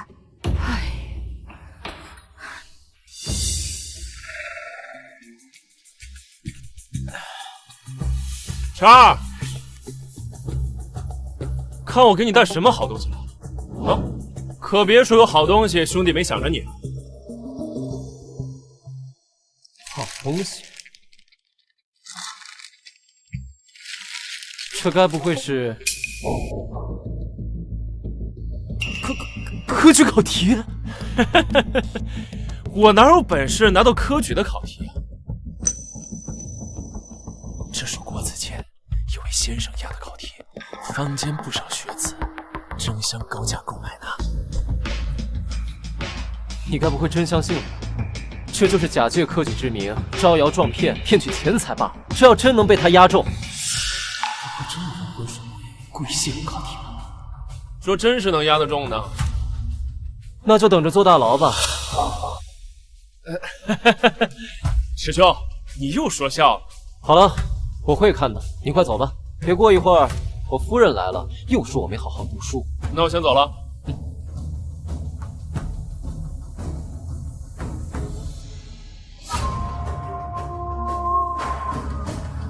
方才唐公子说了什么？夫君看起来这么愁眉不展。方才是唐公子来了，说带了国子监先生押题试卷，我觉着有些古怪。上一世发生了一桩震惊朝野的科举舞弊案，考试前有人泄露考题，高价贩卖给考生，以此牟利。事情败露后，涉案的考生一概取消科举成绩，轻者终身禁考，重者监禁或流放。那夫君可看过那个试卷？瞥了一眼，现在就烧了。以我的实力，不屑于作弊。我相信夫君定能在秋闱中拔得头筹。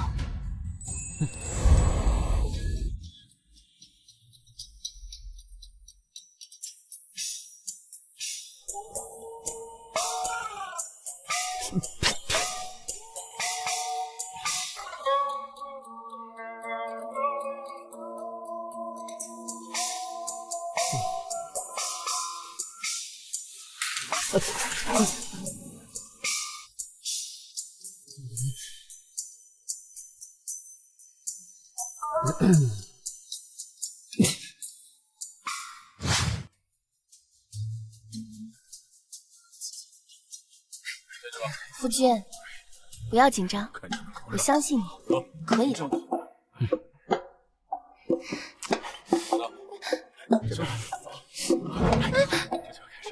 这么多人看着像什么？排队去。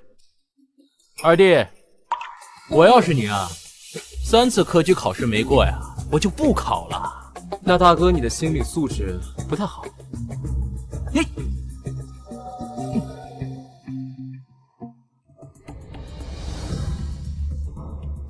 文场继续成3代，家族辉煌在一身。和他4年的考试这对手。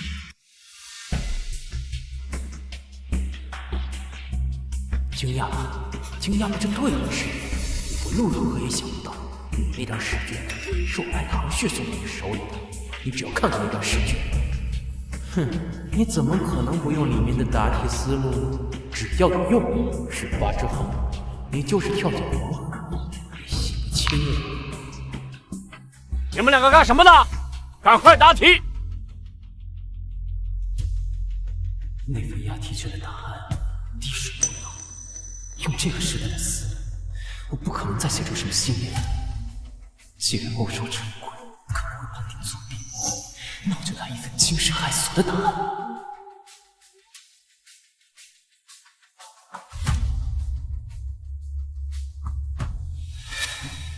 此次的新闻，初看惊世骇俗，但是怎么越看越言之有理呢？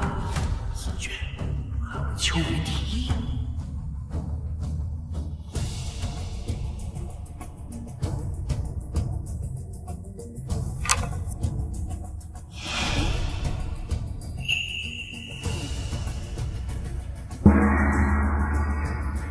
请所有考生离场。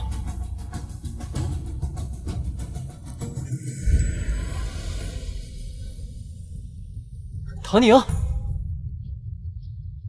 是唐宁。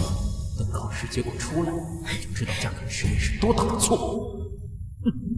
阿燕，怎么样？考得怎么样？还不错，辛苦了。二弟，听说这次秋围题并不简单，可有把握？我觉得还行吧。还行，看来你已经使用了它。二弟啊，这一次不行，还有下一次。如果还有下一次的话，听说大哥近日得了一门新的通房，恭喜恭喜！有什么可喜？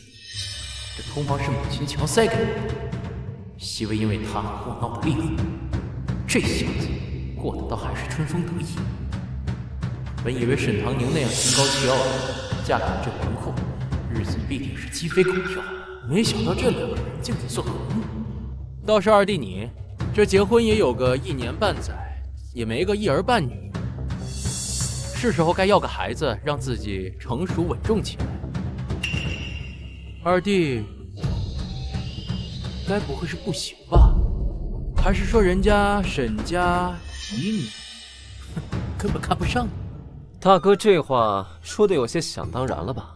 这心思不成熟，有了孩子就能成熟了吗？莫非这孩子成了什么灵丹妙药？大哥，既然你想生，那就祝你多生几个，一胎生8个。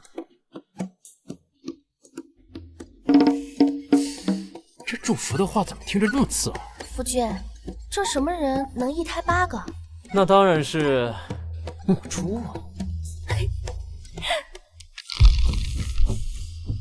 实验，等秋围结果出来，不叫你好看。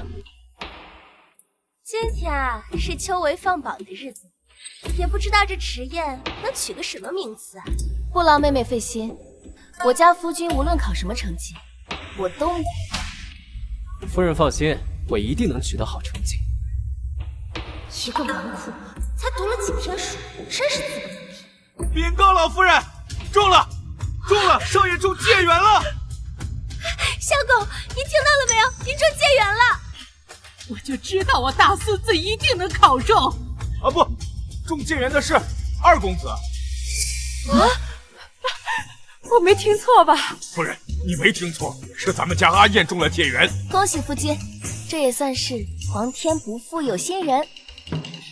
你说什么？中解元的是迟燕？你没有搞错吧？他怎么可能中解元？还能中个举人，都算是烧高香了。这红纸黑字写的就是2少爷的名字，我还能看错不成？细微，莫要动了胎气。二弟啊，你科举3次落榜，大家都知道。今天中了个解元，莫不是作弊了吧？大哥有什么证据能证明我是作弊的？世子，饭可以乱吃，话可不能乱说。作弊与否，出去一查便知。你去看看皇榜。奴才遵命。清者自清，我不怕查。不好了，不好了，老夫人，听说龙虎墙的皇榜被撤了下来。礼部的人说，刚查出有人科举舞弊，什么考试前恶意泄露题目，贩卖给考生，并且要彻查此事。混账！你竟敢作弊！我没有作弊。都东窗事发了，你还不承认？祖母就这么笃定，我用不正当的手段获得的解元？不成，你还想告诉我，你是瞎蒙胡才考来的？将这个孽障逐出家门。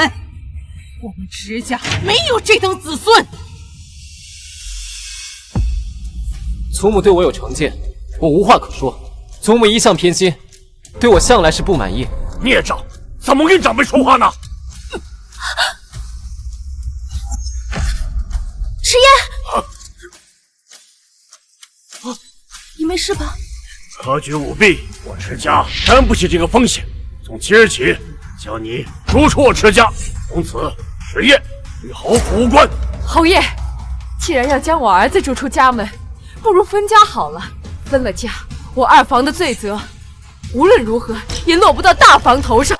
不枉我经常在婆婆面前灌输分家的思想，这次终于是硬气起来了。你个毒妇！老太婆我还没死呢，你竟惦记上了分家，竟是何居心？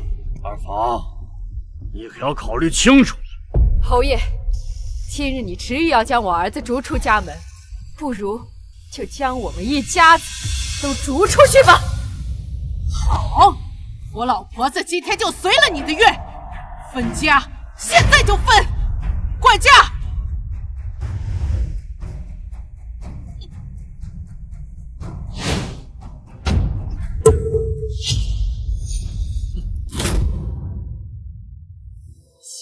3日内搬出侯府。哎，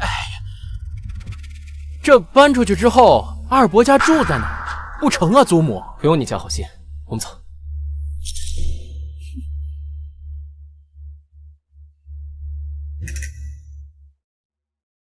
所以夫君方才是故意的？什么故意的？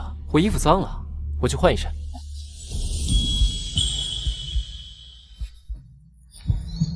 夫人这是要干什么？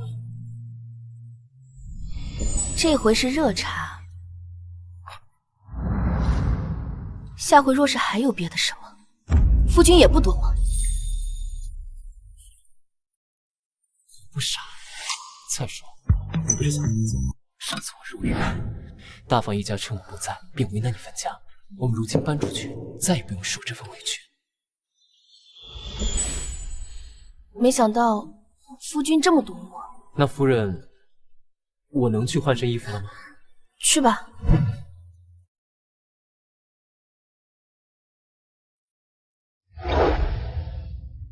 没想到我这夫君这么厉害，一次就中了戒眼，这么有本事，上一世为什么没有展露？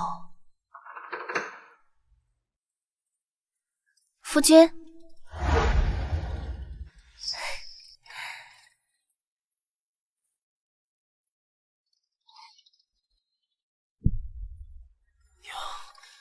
娘，睡觉也睡不踏实吗？娘，我不成了，我不考试了，我再也不考了。迟燕，你身上到底有什么秘密？娘，唐宁，你来的正好，要分家了，我正在看新宅子呢，你快来瞧瞧，这个宅子如何？娘，这处地段价钱可不便宜，而且这太打眼了。我瞧着这处倒是不错，闹中取静，地段也好。成，那就先定下了。来人，就定这处宅子了，拿下去吧。哎，唐宁啊，真是委屈你了。嫁给我们没权没势的二房就算了，现在还要离开侯府。娘，我不委屈的。哎，其实阿燕小时候与现在完全不同，她从小就懂分寸，比别的小孩子强多了，聪明，还中了秀才。直到12岁那一年，难道迟燕变成纨绔真的有什么隐情？那年我突然病重，以为自己快不行了，我就拉着阿燕的手，嘱咐她。我说你要好好读书，可是她却一反常态，怎么都不肯答应。自那以后，她学什么都学不会。唉，可能是我把她逼得太紧了。母亲突然病重，之前可有什么征兆？大夫怎么说？大夫说，我早年劳累过度，身子亏损的厉害。池母的身子瞧着极其健康，哪里像亏损的样子？突然重病不起，不像是生病，更像是中毒。看来迟燕当年转变的事情必有隐情。二夫人，老夫人请到族老主持分家仪式，让您过去呢。终于可以离开这吃人的侯府。娘，若想离开侯府，一会儿您就……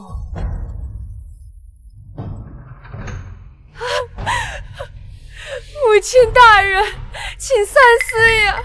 这个时候分家，燕儿的处境岂不是越发的艰难？如果我们离开了侯府，我们的处境该如何是好啊？祖母，分家的时候能不能以后再议啊？您就假装不想分家，您越是不想分家，祖母就越觉得分家这个决定是正确的。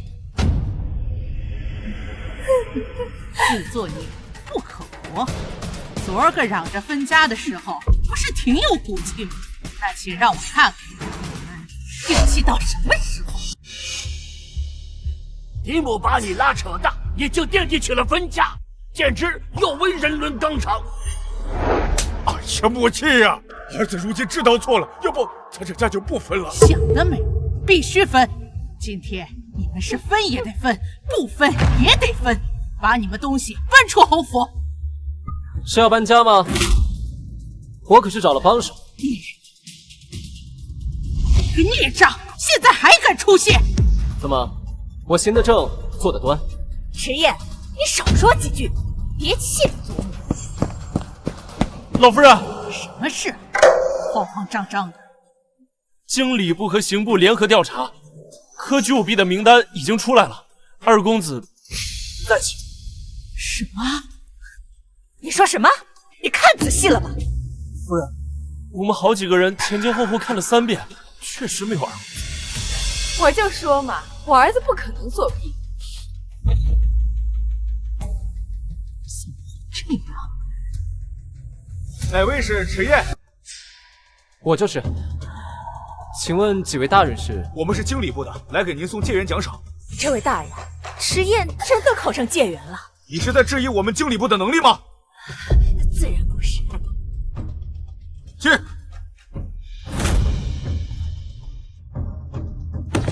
这么多赏赐，我就说嘛，我家迟燕有出息。来人，将这赏赐搬到我们新宅子去。连侯府金枝玉叶的，我们可高攀不起。因为迟公子解元一事不服众，所以公子应该重考测问这一章，并且由陛下亲自监考。啊！陛下亲自监考？是的，消息传达完了，我们就先走了。陛下面前作弊，那可是欺君之罪，可是要杀头的。你们二房今日就搬出侯府，免得到时候牵连侯府。夫君，陛下亲自监考，你可有信心？这有什么？本少爷再拿一个第一回，这侯府就是请我们来，我们可就不来了。你就是迟燕？回陛下，草民不才，正是迟燕。你是？回陛下，民妇沈唐宁。你们夫妻倒是伉俪情深。迟燕呐，听说你这次考中了解元，那就让朕来瞧瞧，你是真有本事，还是弄虚作假？写得好，当赏；写得不好，那便是欺君之罪，按律当斩。草民愿意接受考察。好，那便让朕瞧瞧你的能耐。去执笔来。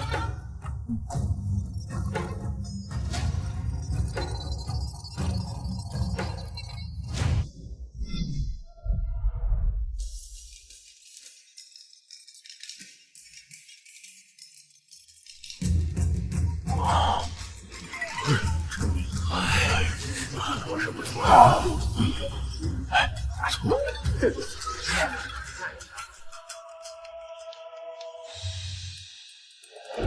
纸砚呐，朕问你，你是为何想要入仕？不知陛下想听真话还是假话？那你先说句假话来，让朕听听。为天地立心，为生民立命，为往生而继绝学，为万世而开太平。没想到池家二公子竟有如此大格局。那真话呢？陛下，这真话不中听，愿陛下恕罪。朕恕你无罪。草民想当大官，这样就可以保护自己的家人不被欺辱。好，好，好，真是初生牛犊不怕虎啊！啊，朕欣赏你这份坦率。多谢陛下夸奖。纸砚，这个戒缘你名正言顺，就是下回殿试，朕不想再看到你这狗爬字。草民回去后定当勤练书法。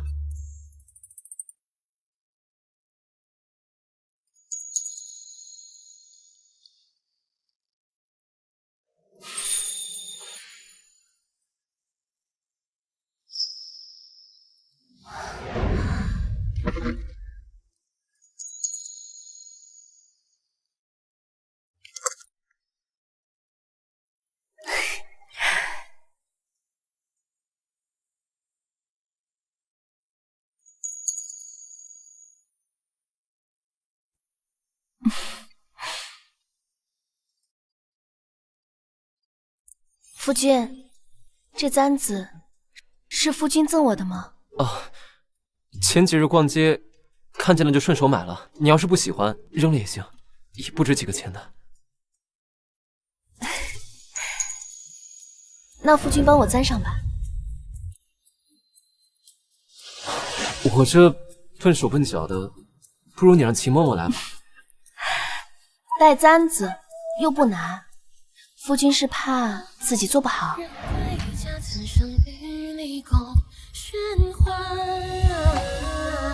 这世间我不再谈那幅画，今生不变这牵挂。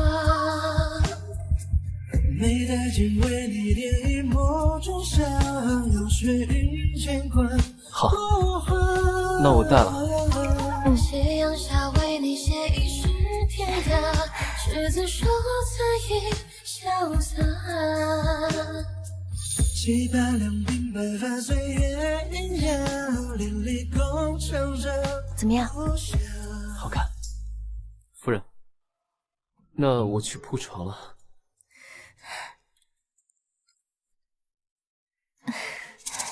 天气日渐寒了，夫君往后不必打地铺了。什么意思？你可以睡床。这不太好吧？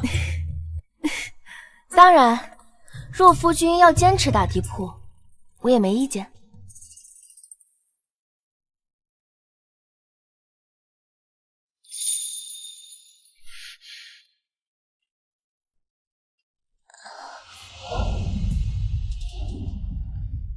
夫君，我后日准备设宴，既是为了庆祝你中举，也是以乔迁之喜的名头，请几桌亲朋好友，为你日后入仕结交些人脉。夫人真是事事都为我着想，我都听你的。都是为了我们家能越来越好。睡觉吧。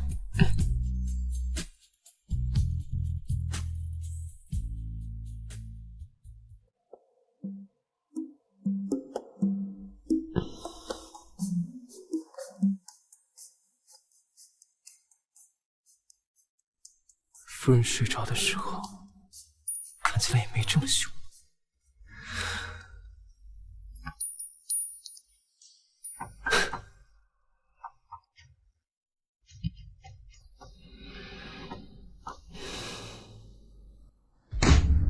送请帖是为何？难道是为了庆祝中举啊？这陛下当真放迟宴回去了，没有责罚他。并未听见二弟受罚的风声。这怎么可能？他欺君罔上，皇上怎么没有丝毫的表示啊？许是二弟并未错吧？靠的是真才实学。你们说出这样没有根据的话，若是被旁人听到，我们必然少不了一顿恶意揣测。现在外面的人啊，都在骂我们侯府有眼无珠，将珍珠当榆木。祖母、母亲，当初我就不同意分家，你们一意孤行也就罢了。现在我们既已分了家，我们就关起门来，过好自己的生活，免得再惹是非。祖母，你就别责怪世子了。母亲，景玉说的也没错，当初是您做主要分家的。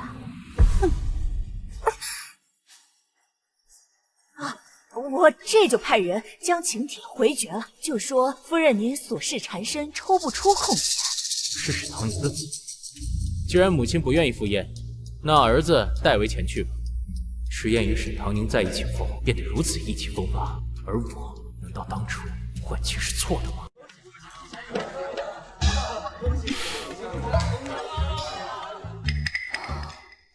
大哥怎么来了？伯父伯母呢？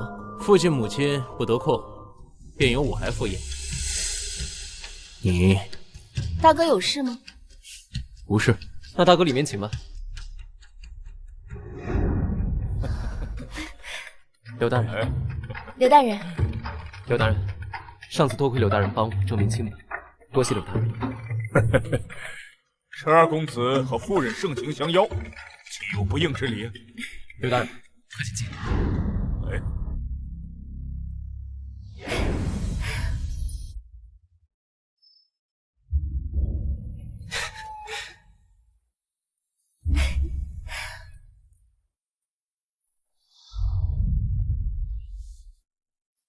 陈世子，柳大人，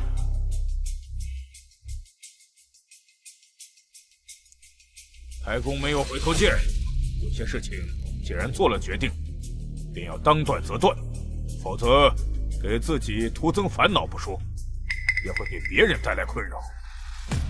至于是觉得我后悔没娶沈唐宁，还是认为我会对沈唐宁死缠烂打？刘大人应该是误会了什么，有些事情并非表面上那么简单。柳大人莫要疑疑，我与沈唐宁的事情需要有一个结束。抓紧点儿。沈唐宁，世子有事，若是要寻进士，我让小厮带你去吧。我是特地来寻你的。你找我做什么？当初换妾一事是我抱歉，你想要什么补偿，只要不过分，我都可以满足。你确定？在我的能力范围之内。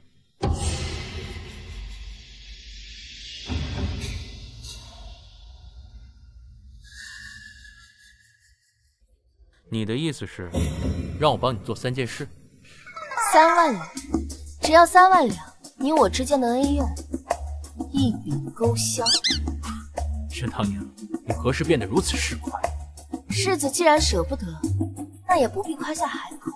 等等，又穷又抠，话还多。世子还有何请教吗？如果我答应你的话，我们之间是否再无瓜葛？没错。可以，我可以答应你说的事情。不过目前我身上没有那么多银票，等过2天，我会让人送到你这里。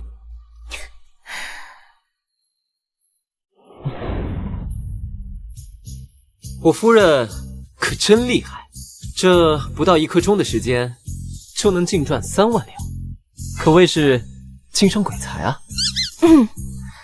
你这人怎么还偷听啊？那不是怕我夫人被拐走了吗？胡说什么？不跟我家夫人闹了，我知道夫人心中有我。刚好万寿节快到了，到时候有很多好吃的好玩的。有了大哥送来的3万两银票，咱们可以去好好消费一把了。万寿节上一世，三皇子燕行舟在万寿节为皇帝献上昆山玉，成为他日后成功夺嫡的开始。这一世，我一定要阻止他。殿下，殿下，我听小道消息说，三皇子准备在万寿节向皇上献上昆山玉。昆山玉，原来在他手中。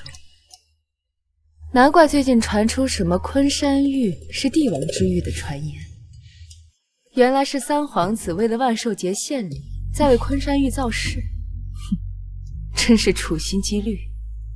你想做什么？我已派人到处散播三皇子已经将昆山玉收入囊中的消息。这样一块本该属于天下之主的昆山玉，却先一步落入了他儿子的手中。皇上生性多疑，定会心存芥蒂。殿下圣明，若之后三皇子再将昆山玉献给皇上，定会引来非议。谁知三皇子是否是迫于流言蜚语的压力，而不得不忍心割爱呢？此事你想得很是周到。殿下，唐宁还有一事相求，我想请太子表哥亲手雕刻玉雕，赠于皇上。哦，我会和太子说，若是事成，定会重赏你的。谢殿下。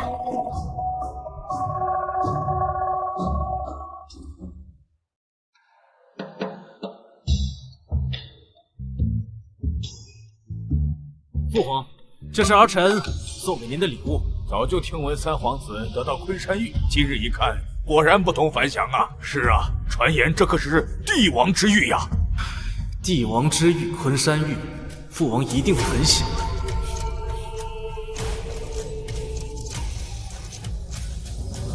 父皇，这便就是昆山玉。据说此玉乃是上天降下的福泽，能庇佑我大庆，和亲海晏。陛下，陛下，三皇子为了此番献礼，可真是费了不少心思。不就是一个和田软玉吗？唯一难得的就是块头大了一些，吹得跟无价之宝似的。陛下生性多疑，燕行舟此举看似献宝，实则张扬，定会引起陛下的猜忌。只需要静待时机，我再添把火而已。这样一块本该属于天下之主的宝玉，先行一步落到燕行舟手里，他今日献宝，恐怕是迫于流言蜚语吧，不得不忍痛割爱。三皇子有心了，多谢父皇。父皇这么冷淡，似乎对我的礼物并不满意。父皇，儿臣为您准备了一件寿礼，希望博得父皇一笑。好，太子有心了。儿臣技艺不佳，这几日才堪堪完工，做工粗糙了些，还望父皇见谅。太子表哥重伤之际，都不忘给皇上亲手雕刻玉雕，孝心可见一斑。皇上定会知晓你的心意。这番话既能为太子加分，又能进一步凸显燕行舟的功力，一举两得。你有伤在身，此等小事，你怎么还亲自动手？这礼物深得朕心，朕很喜欢。多谢父皇，儿臣倍感欣喜。池景玉啊，我这次看你还怎么得意？你一心追随燕行舟，如今他失了圣心，你的好日子就到头了。接下来便是我推波助澜，让池燕崭露头角之时。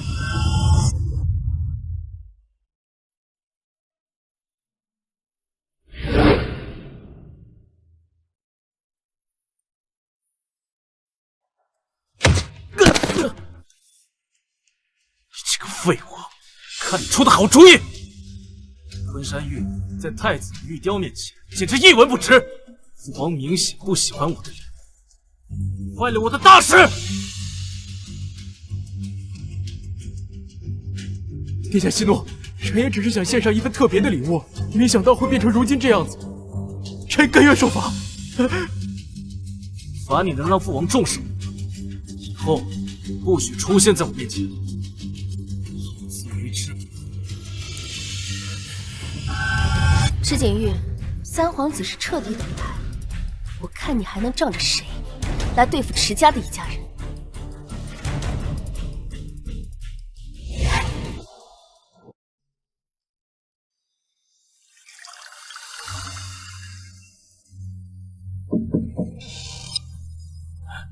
少爷、夫人，是宫中送来的帖子。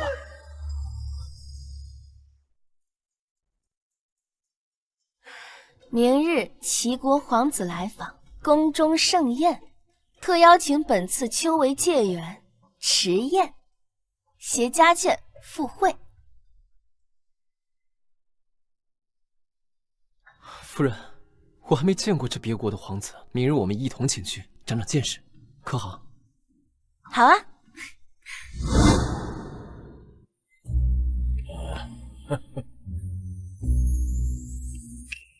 怎么老是让我面对着池景月？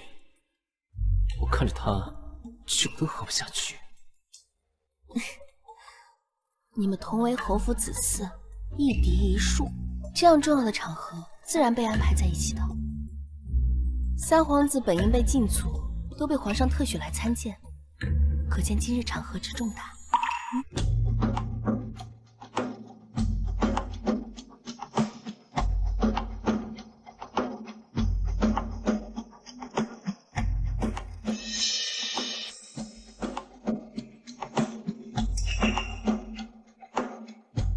前世就是三皇子派武姬刺杀皇帝，又被三皇子给拦下，皇帝因此又重用三皇子。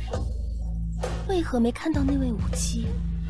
莫非计划有变？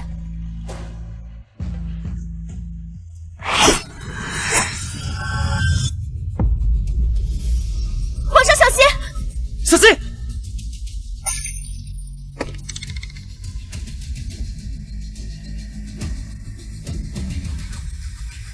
把他们都拿下！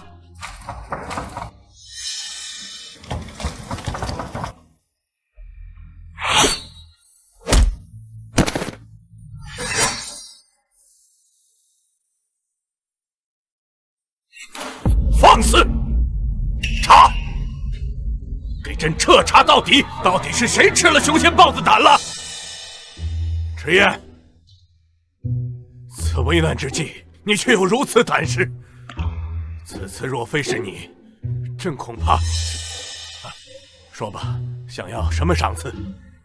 您的龙体乃国之根本，身为臣子义不容辞。不过，臣比较俗，什么金银珠宝都可以，您看着给，多奖。哎呀，你这小子，倒也不扭扭捏捏。也罢，朕的国库里有几件珍宝，放着也是积灰，就赏给你了。谢陛下赏赐。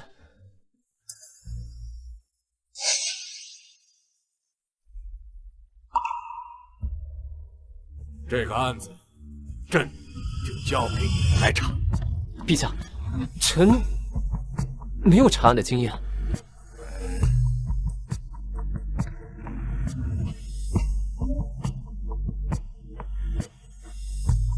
你不是天不怕地不怕啊？放心，刑部和大理寺会从中协助你，这可是大工程，办得好，你的愿望就能实现，当大官。臣领旨。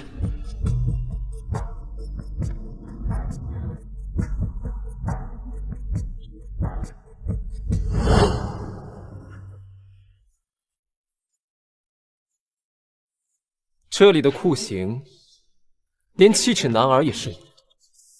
你一个女子，何苦？你以为你这般舍生忘死，你背后就能救你？池少爷，教坊司的人说，这名武姬本是官妓，出身于官宦世家，奈何父亲犯了罪，于是被冲入教坊司。中途结识三皇子，对对方的遭遇感到不平，加上他一心想为父亲报仇，于是铁心刺杀皇帝。三皇子，他顺的简直是像贵人的好。三皇子就是你冤大的。走吧，去王府抓人。你们凭什么抓我？经调查，三皇子与行刺一案息息相关，需带走去调查。臣也是奉命行事，殿下不要为难臣。我什么时候派人刺杀过父皇了？放开我！放开我！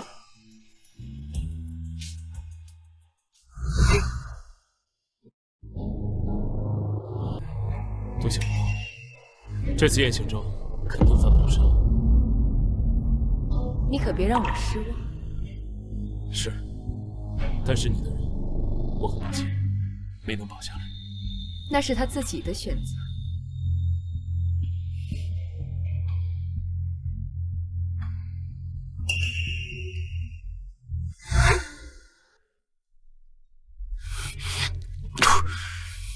放我出去！我可是本朝的皇子，谁敢迟宴的胆子？放我出去！三皇子，吃饭吧。滚！让谁给我进来？让他放我出去！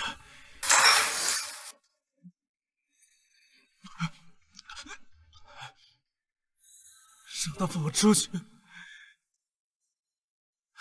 他一个狗屁不通的戒律，他也可。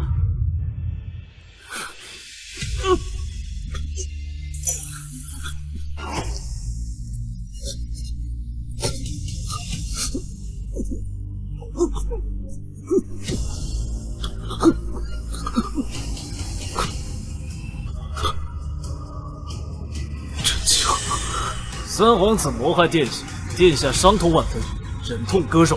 赐三皇子毒酒一杯，三皇子慢走。你，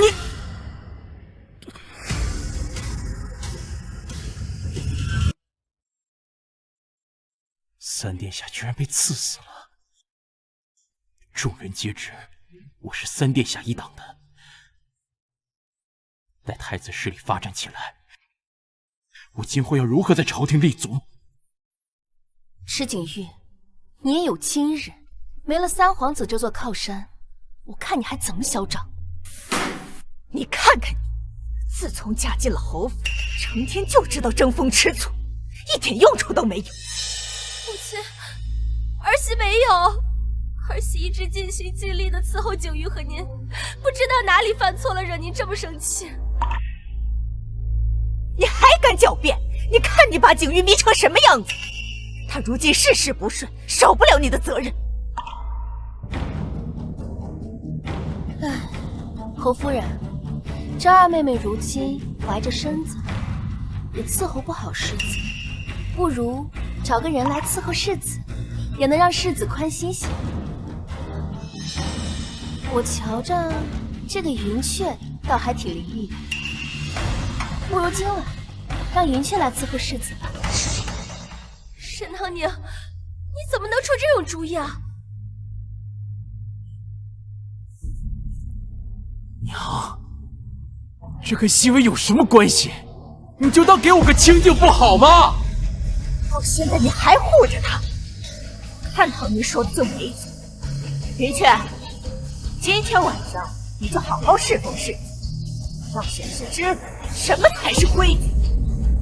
是夫人，母亲，你怎么能安排别的女人伺候景玉呢？世子，你要为我做主啊！如今身子重，又无法近身伺候，还霸着景玉不放，你一个妾室哪来那么大的脸？是熹微，你平日里在侯府作威作福，如今好日子到头了。唉，侯夫人，我这也是为了我们侯府的名声着想，我这不是怕旁人误会妹妹动了你，所以才出此下策。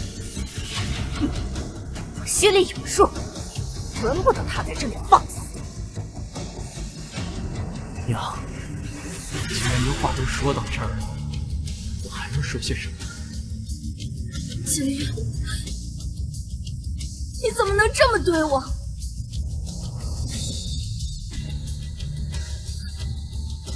是个老奸婆，还有沈堂宁这个小贱人，竟然敢找一个通房的丫鬟如此折辱我！看来吩咐厨房把这几日的方子再加的猛一些才行。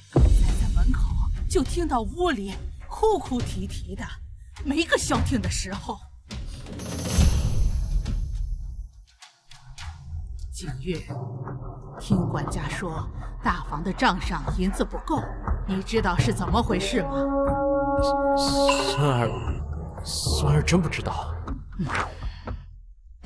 自从没了春风楼的那些油水，我的开支处处都紧巴起来了。听说你桃花坞的生意做得挺红火的，早年我管家的时候啊，没少在这个铺子投入心力。这间铺子对我意义非凡，不如这样，我让大房拿一间更好地段铺子和你换。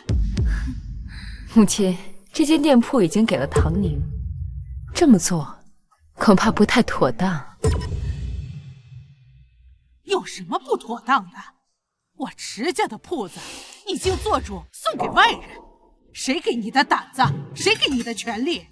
原来把我只是当成外人。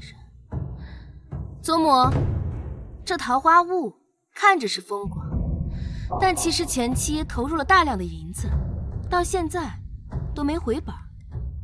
这若是侯府接手了，不光赚不了钱，怕不是还要往里搭呢。你少用这些话糊弄我。这铺子是赚钱的，莫非你不舍得？祖母，你这话说的，怎么能舍不得呢？只是祖母是否考虑到，就算这铺子到手，能不能承担起后续的费用？你这孩子怎么和祖母说话的？还反了天了你！祖母，不是孙媳不愿意，实在是这其中的难处太多。啊，对了，祖母，您这么着急着要铺子，该不会是为了给世子填窟窿吧？这听说世子这几日被债主追着上门了，也不知道是出了些什么事。上门讨债？怎么回事？景玉，你给我说实话。祖母，这些都是误会。孙儿一切都解决好了。居然还说误会！你到底在外边做了什么？让人在外边借了钱，还让人讨债上了门儿。还有没有侯府的规矩？还有没有我这个祖母？祖母，都是孙儿一时糊涂。孙儿在外面借了印子钱，原本以为很快就能还上呢，没想到那个利息越滚越快，越欠越多。石景玉，你也有今天，这下看你怎么收场！混账东西，你居然借了印子钱！你身为世子，做出如此有辱门楣的事情！你看看职业，中了贱人，如今还每日苦读，你让我如何放心把侯府交给你？迟燕有什么资格和我比？大哥，这今时可不同往日，我们迟燕今日可是皇上跟前的红人，跟您那可不一样。大哥，你可是忘了，如今我已经是解元了，还替圣上查了这三皇子行刺一案，得到了不少的赏赐。迟燕，别给我欺人太甚！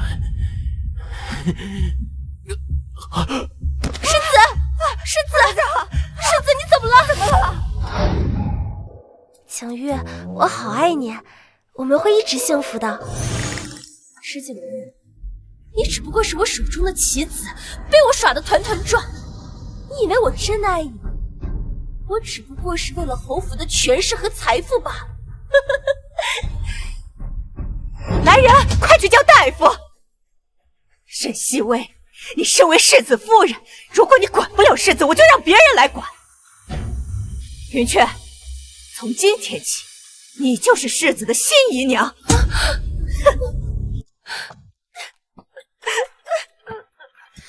小姐，你别太伤心了，你还怀着身孕呢，这样气坏了身子可怎么好？我为世子付出了这么多，侯夫人却这么欺负我，还把那个贱人抬为姨娘。他们这么欺负我，我会让他付出代价的。小姐，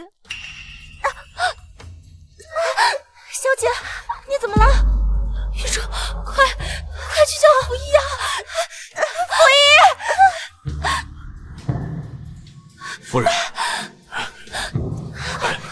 我家小姐。夫人，您这胎气动得厉害，这一胎恐怕很难保住。即便保住，生产之时9成9会难产的。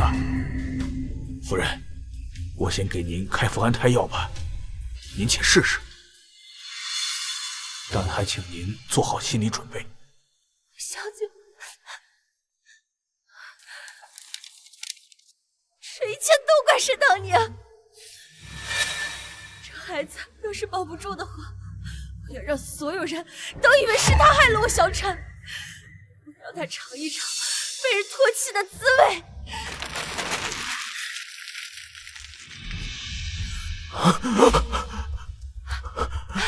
景玉，景玉，你终于醒了，可把娘吓坏了。不好了，侯夫人，二夫人把沈姨娘推倒了。什么？沈唐宁竟然做这种事情！走，我也去看看。小姐，许巍，小姐，景玉，都是沈唐宁，他推我，这孩子还是保不住了。这个恶毒的女人在耍什么把戏？西薇，你怎么样？还愣着干什么？赶紧把府医请过来！快呀！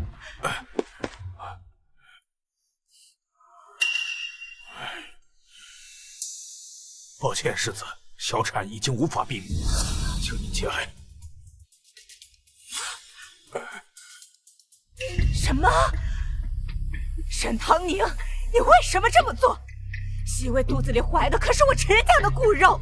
侯夫人，我没有推他，是他自己冲过来，然后摔倒。侯夫人，就是他，觉得我肚子里有孩子，所以故意推我，想害死我的孩子。你这个恶毒的女人，今天我要为我的孙儿讨回公道。沈西薇，你还在演戏？你到底知不知道，谋害侯府的血脉可是大罪，相关人等都难逃罪责。玉珠，你身为沈西薇的丫鬟，你的主子小产，你也难逃其咎。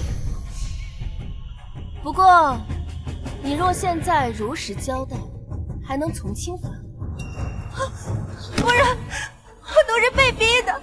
小姐说，如果我不配合演这出戏，她就把我打死。玉珠，你绝不背叛我！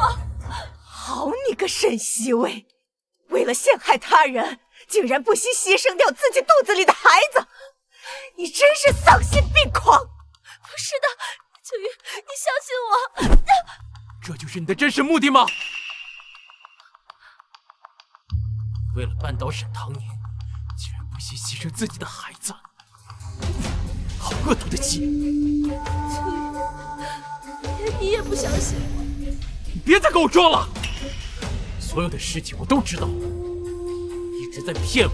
昨晚上我梦见你把所有的事情都告诉我，你对我就是抱有目的的。那只是个梦，那不是真的。你要相信我。唐宁，我有话和你说。池景玉，你怎么突然变得那么奇怪？我今天心情不好，改天吧。景玉，你现在竟然要和沈唐宁单独说话。我不想再见到你。少爷，世子来了，正往这边来。他来干嘛？是沈西薇刚刚诬陷你才小产，他是来算账。不过这沈西薇才小产，这个时候他理应陪在他身边才对。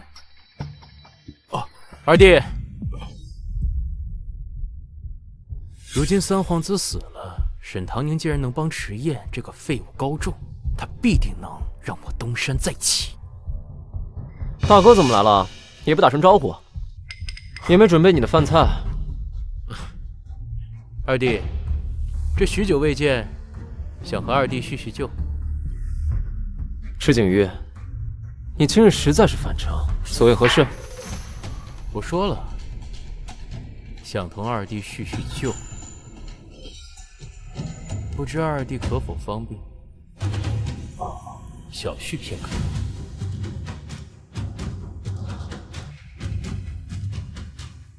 却之不恭。难道这池景玉真的是为了沈西薇来找事的？大哥有什么话直说吧。你和唐宁不合适，不如早些放他自由。合不合适是我和他之间的事，大哥有什么立场能说此恨之话？莫非大哥后悔了？你知道的，她本该嫁给更好的人。更好的人？大哥说的不会是你自己吧？当初舍弃他的是你，现在后悔的也是你。这天下的好事都让大哥一人占尽，就凭你脸大吗？我们不过之间有些误会，你听我一句劝，你们之间不合适，我能给他更好的生活。你神经病吧？大哥前几日还对着沈西薇情真意切，如今就想肖想我家唐宁，我还从未发现大哥如此的朝三暮四。你懂什么？你与唐宁和离，只有我愿意娶她做世子夫人。至于沈西薇，我会妥善处理。池景玉，你把自己当成什么人？唐宁她不是一个物品，你想要的时候就要，不想要的时候就舍弃。你今日同我讲的，可曾问过她愿不愿意？没有，因为你根本就不尊重她。你所作所为只是自己的一己私欲，真正配不上她的是你。实验，身无功名，如今春闱还没放榜，哼，能否考上还是未知数。至于唐宁是否爱我，我会向你证明。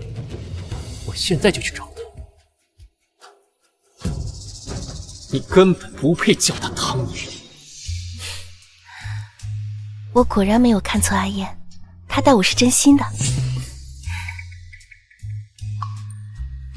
唐宁，世子应当唤我一声弟妹，下回可别说错了。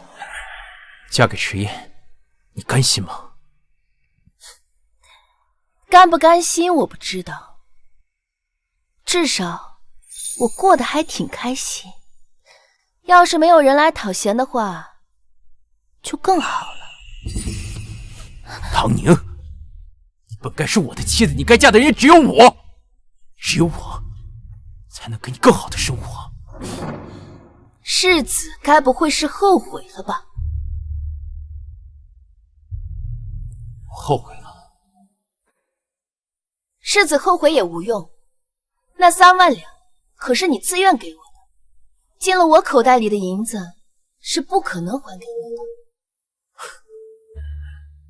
原来我在你心里便是这个模样。不是最好，慢走不送。唐宁，我保证前世的错误不会再犯。我们当真再绝无可能了吗？世子还真是贵人多忘事，3万两白银，你我恩怨全消，这可是你自己说的。门在那边，世子请吧。池景玉刚刚说的是前世，他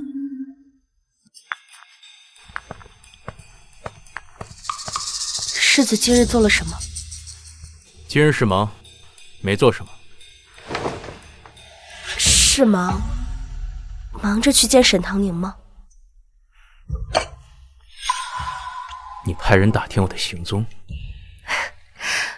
我还需要打听吗？世子恨不得将事情闹得人尽皆知，我便是不想听到，怕也是难。你是在怨我？世子，你可还记得我刚小产？可还记得我们之间还有过一个孩子？自己做了什么，自己心里清楚。我最恨的是旁人骗我。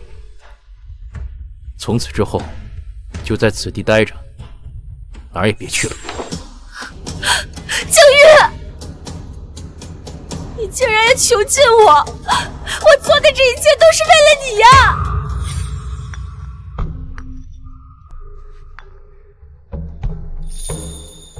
爹娘，孩儿中会员等到了殿试，孩儿一定能连中3元。唐宁呢？唐宁怎么不在这儿？我就说我儿子有出息啊！唐宁没事，他脚崴了，不方便出来。唐宁受伤了？我没事。看到你中了会员的消息，太激动，脚崴了一下。那也不行，还是得叫大夫来看看。就这么点小事，不值当的。大夫，劳烦您替我夫人瞧瞧。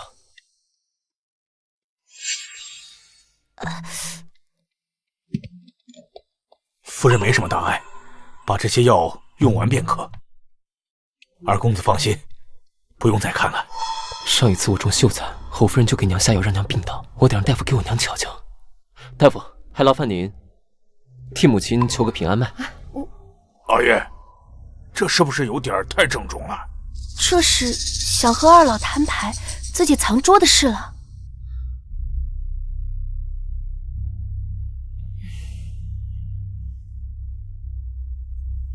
夫人，您最近是不是觉得心悸疲惫，浑身酸痛无力？大夫，我娘怎么了？她这情况应该是中毒导致的。可还能治？没问题，只是余毒未清，施2次针便把毒给清了。我这就回去给夫人配药。好。阿燕，你是不是知道什么？爹，娘，还记得当年孩儿中了秀才，您一病不起。那日，大伯母将我压着跪在地上，对我说：“我若是再折了这侯府世子的光，就要娘病死。”是孩儿连累的娘。我对他处处忍让，没想到他却如此歹毒。可怜的燕儿，这些年你是怎么过来的？娘，都过去了。孩儿中了会员，这日子会好起来的。不行，我要去找那毒妇讨一个说法。哎，满娘，当下治好身体要紧，这事情已经过去那么多年了，恐怕也没法查了。报仇咱也不急于一时半刻。阿燕，我先扶你娘回去歇息。唐宁身上还有伤，带她早点回去。走吧。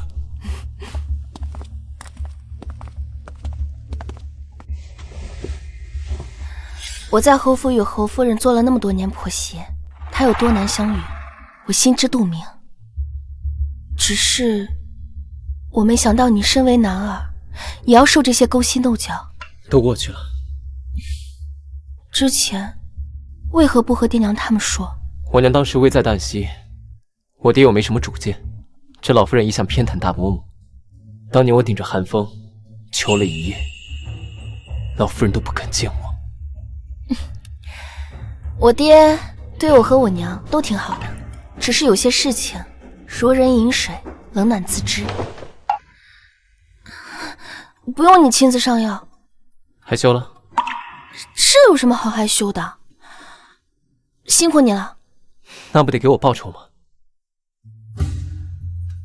你想要什么报酬？亲我一下。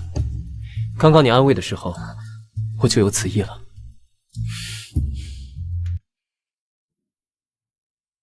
这些年，你在侯府被压着，摆脱不了纨绔的名声，你恨吗？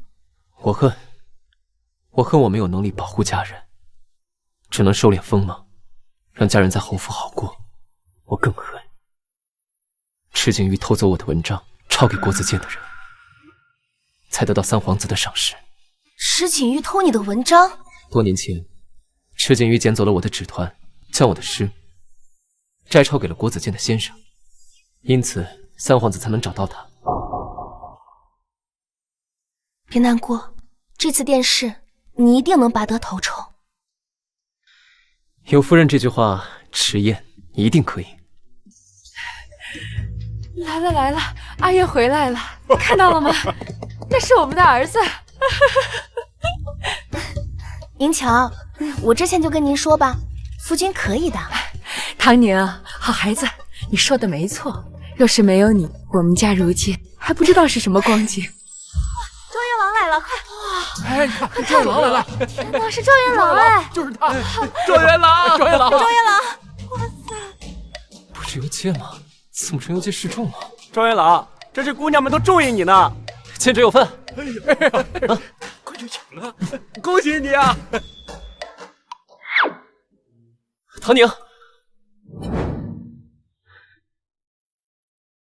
唐宁，你别误会啊。没有，我怎么会误会你呢？反正我们家只认唐宁一个媳妇儿。爷娘，唐宁，今日圣上封我为翰林院修撰，从6品官职，还说日后提拔我进入内阁。好，好，好，不枉阿燕辛苦一场啊！入了翰林院，明日就要开始上朝了，千万记住，以后不要再一觉睡到日上三竿了。今日这游街给我都游饿了，我们回家吃饭吧。回来了，阿宁，今日上朝，皇上让我领旨去查字画造假案，若是查好了，就能破格升迁，提前进入内阁。这说明皇上是有意提拔你。怎么样，办案有眉目了吗？那倒没有，还在等人把卷宗送过来。既然如此，那就不急这一会儿了。今日陪我回趟沈家，我要向我娘报喜，让她知道我嫁了个连中3元的如意郎君。都听阿宁的。爹娘，我们回来给您报喜了。知道这几日你们会回来，你娘特意让人准备了你们爱吃的。哟，唐宁回来了，我正和你爹商量，要给我肚子里的儿子取什么名字好呢。哎呦，瞧我这一高兴啊，就忽略了夫人的感受了。夫人啊，你可别太难过了呀。方姨娘怎么这么确定你这肚子里怀的是儿子？万一这要是空欢喜一场，岂不是叫人看笑话？你，老爷，行了，别吵了，也不怕姑爷看笑话。我听说姑爷喜欢字画，巧了，我正好收藏了许多字画，一起品鉴品鉴。如果有喜欢的，只管拿走。你呀，现在可是皇上身边的红人呐。夫人，想看吗？嗯。迟燕竟然这么在意沈唐宁，以后对他们母女俩要客气些了。嗯。姑爷，请看，这画是假的。你说这字画是假的？送这画给岳父的，是在诓骗你。都是你干的好事。老爷，妾身究竟做错了什么，让老爷竟然动如此大的肝火？这些字画都是那些下面的人送给您的。你给我闭嘴！贪污受贿这样的事要是暴露，我的仕途也就毁了。方一言这个蠢货，竟然敢把事情捅了出来，就自己担着这事儿吧。哼，我这宠妾灭妻的好父亲，在自己前程面前，即使是怀了孕的宠妾，也是可以随意打骂的。老爷，一定是哪里搞错了，那些人怎么敢拿赝品糊弄您呢？哪些人？你只告诉我，这字画是你从铺子里买的，什么时候说是别人送的？父亲当真不知，这些字画可不是一个小小姨娘能操作了的。老爷，你说什么呀？那些明明都是……把方阳给我拉出去！老爷，这究竟到底是为了什么呀？你竟然如此对我，我怀了您的孩子，我肚子里一定是个儿子。唐宁说的对，这孩子是男孩是女孩，现在还不得而知。这次若饶了你，别人会笑我沈家家风不严，还不快把人给我拖出去！老爷，让姑爷看笑话了。唐宁，你陪着贤婿，我还有其他事。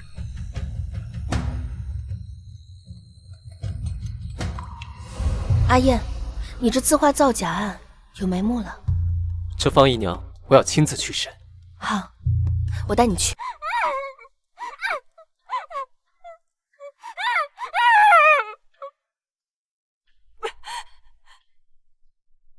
方姨娘，你若现在坦白说出字画的由来，或许还能从这柴房里出去。我呸！都是你故意让赤焰找我的麻烦。老爷都跟我讲明白了，只要我什么都不说，你们也奈何不了我。方姨娘，你就从来没有想过沈昌是在骗你？方姨娘如今不吐露真相，是想等进了这赵狱才张口啊。赵狱，那些吃人的地方，我不去。姑爷，我也是被人给蒙骗了呀。我有个侄儿，他知道老爷爱字画，就主动找上我，低价把字画卖给我。我也是一时糊涂呀。所以，所有的字画均是来自于你的侄子，没有这沈昌收受贿赂的事吗？没有，老爷没有收受贿赂，是我那侄子不知道从哪里找的这些字画。方才你在厅上可不是这么说的。方姨娘，沈昌早就舍弃你了，他现在不过是让你替他背锅，你却还在这儿维护他。贤婿，你们到柴房做什么？岳父，圣上让我查这字画造假一案。这方姨娘手上有线索，我必然会认真的查。方才我都听明白了，这字画造假一案皆是他方姨娘和他侄儿所为。既然已经查明，贤婿可以交差了。这个老匹夫早就准备好了让方姨娘顶撞，恐怕方才就已经把所有的痕迹全都处理好了。有些事还并未查清。贤婿，我可以向你保证，方姨娘这里不会再有事了。看来沈昌已经把所有的指向自己的证据都给处理干净了。既是如此，那贤婿也带阿宁先回家，此事定会向圣上如实禀报。贤婿慢走。来人，方姨娘参与字画造假一案，发配到庄子上，永远不得回府。老爷，你不能这样！老爷，你不能这样！唐宁，我有个好消息。什么好消息？把你高兴成这样？快坐。今日陛下说我这字画造假案查得极好，已经允我进了内阁，还特意给了很多赏赐。初入仕途就能进入内阁，阿燕，我果然没有看错，你比池景玉强100倍、1000倍。对了，今日早朝结束后，太子特意留住我，池景玉效忠3皇子一事，他已经知晓。现在借春风楼贪污一案，已经将池景玉囚禁起来。皇权争斗向来残酷，如今大伯母失去了池景玉这个儿子，那么掌管侯府的权力就落在咱们二房手里了。真没想到对池景玉的报应来得这么快。不知道他们一家是否对自己的所作所为有所后悔？母亲，药熬好了。我们家如今竟落到如此田地，景玉失踪，生死不知，我竟一病不起，掌管侯府的权力一半竟落到二房手里，我还吃什么药啊？不如死了算了。母亲，景玉一定还活着，到时候我们失去的一切都能再夺回来的。都是你这个丧门星！桓钦，竟把你这个晦气的东西给换进来！你哪点比得上沈唐宁？一个庶女，也想嫁给我儿子当正妻？来人，把这个丧门星发配到庄子上去，一辈子都别想回来！不是我，都是沈唐宁害的，是他害的我们，母亲都是沈唐宁啊！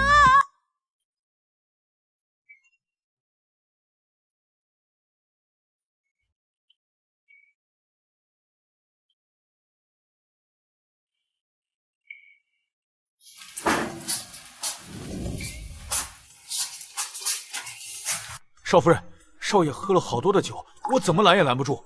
明日少爷还要上朝，现在醉得不省人事，这可如何是好啊？阿娘，我回来了。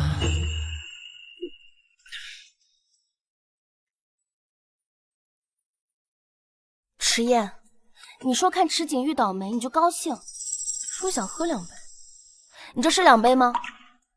这池景玉啊，一直纠缠你，他现在终于不讲，我开心。你，阿宁，你是我的。阿燕，你干什么？丫鬟都还在外面呢。圣贤说都毒到狗肚子里去了。好像是。你根本就没醉。怕你生气，我只喝了2杯。阿燕，今日母亲说要把侯府的掌管之权交给我，可是我不知道该不该说。母亲给你，你就拿下。我相信这侯府，你一定可以管理得井井有条。若是我没有遇见你，现在估计也还是一个郁郁不得志的纨绔。阿燕，我好像有些喜欢你了。就只是有些吗？应该不止吧。我可是有很多。那怎么办？怪我不够努力。等等，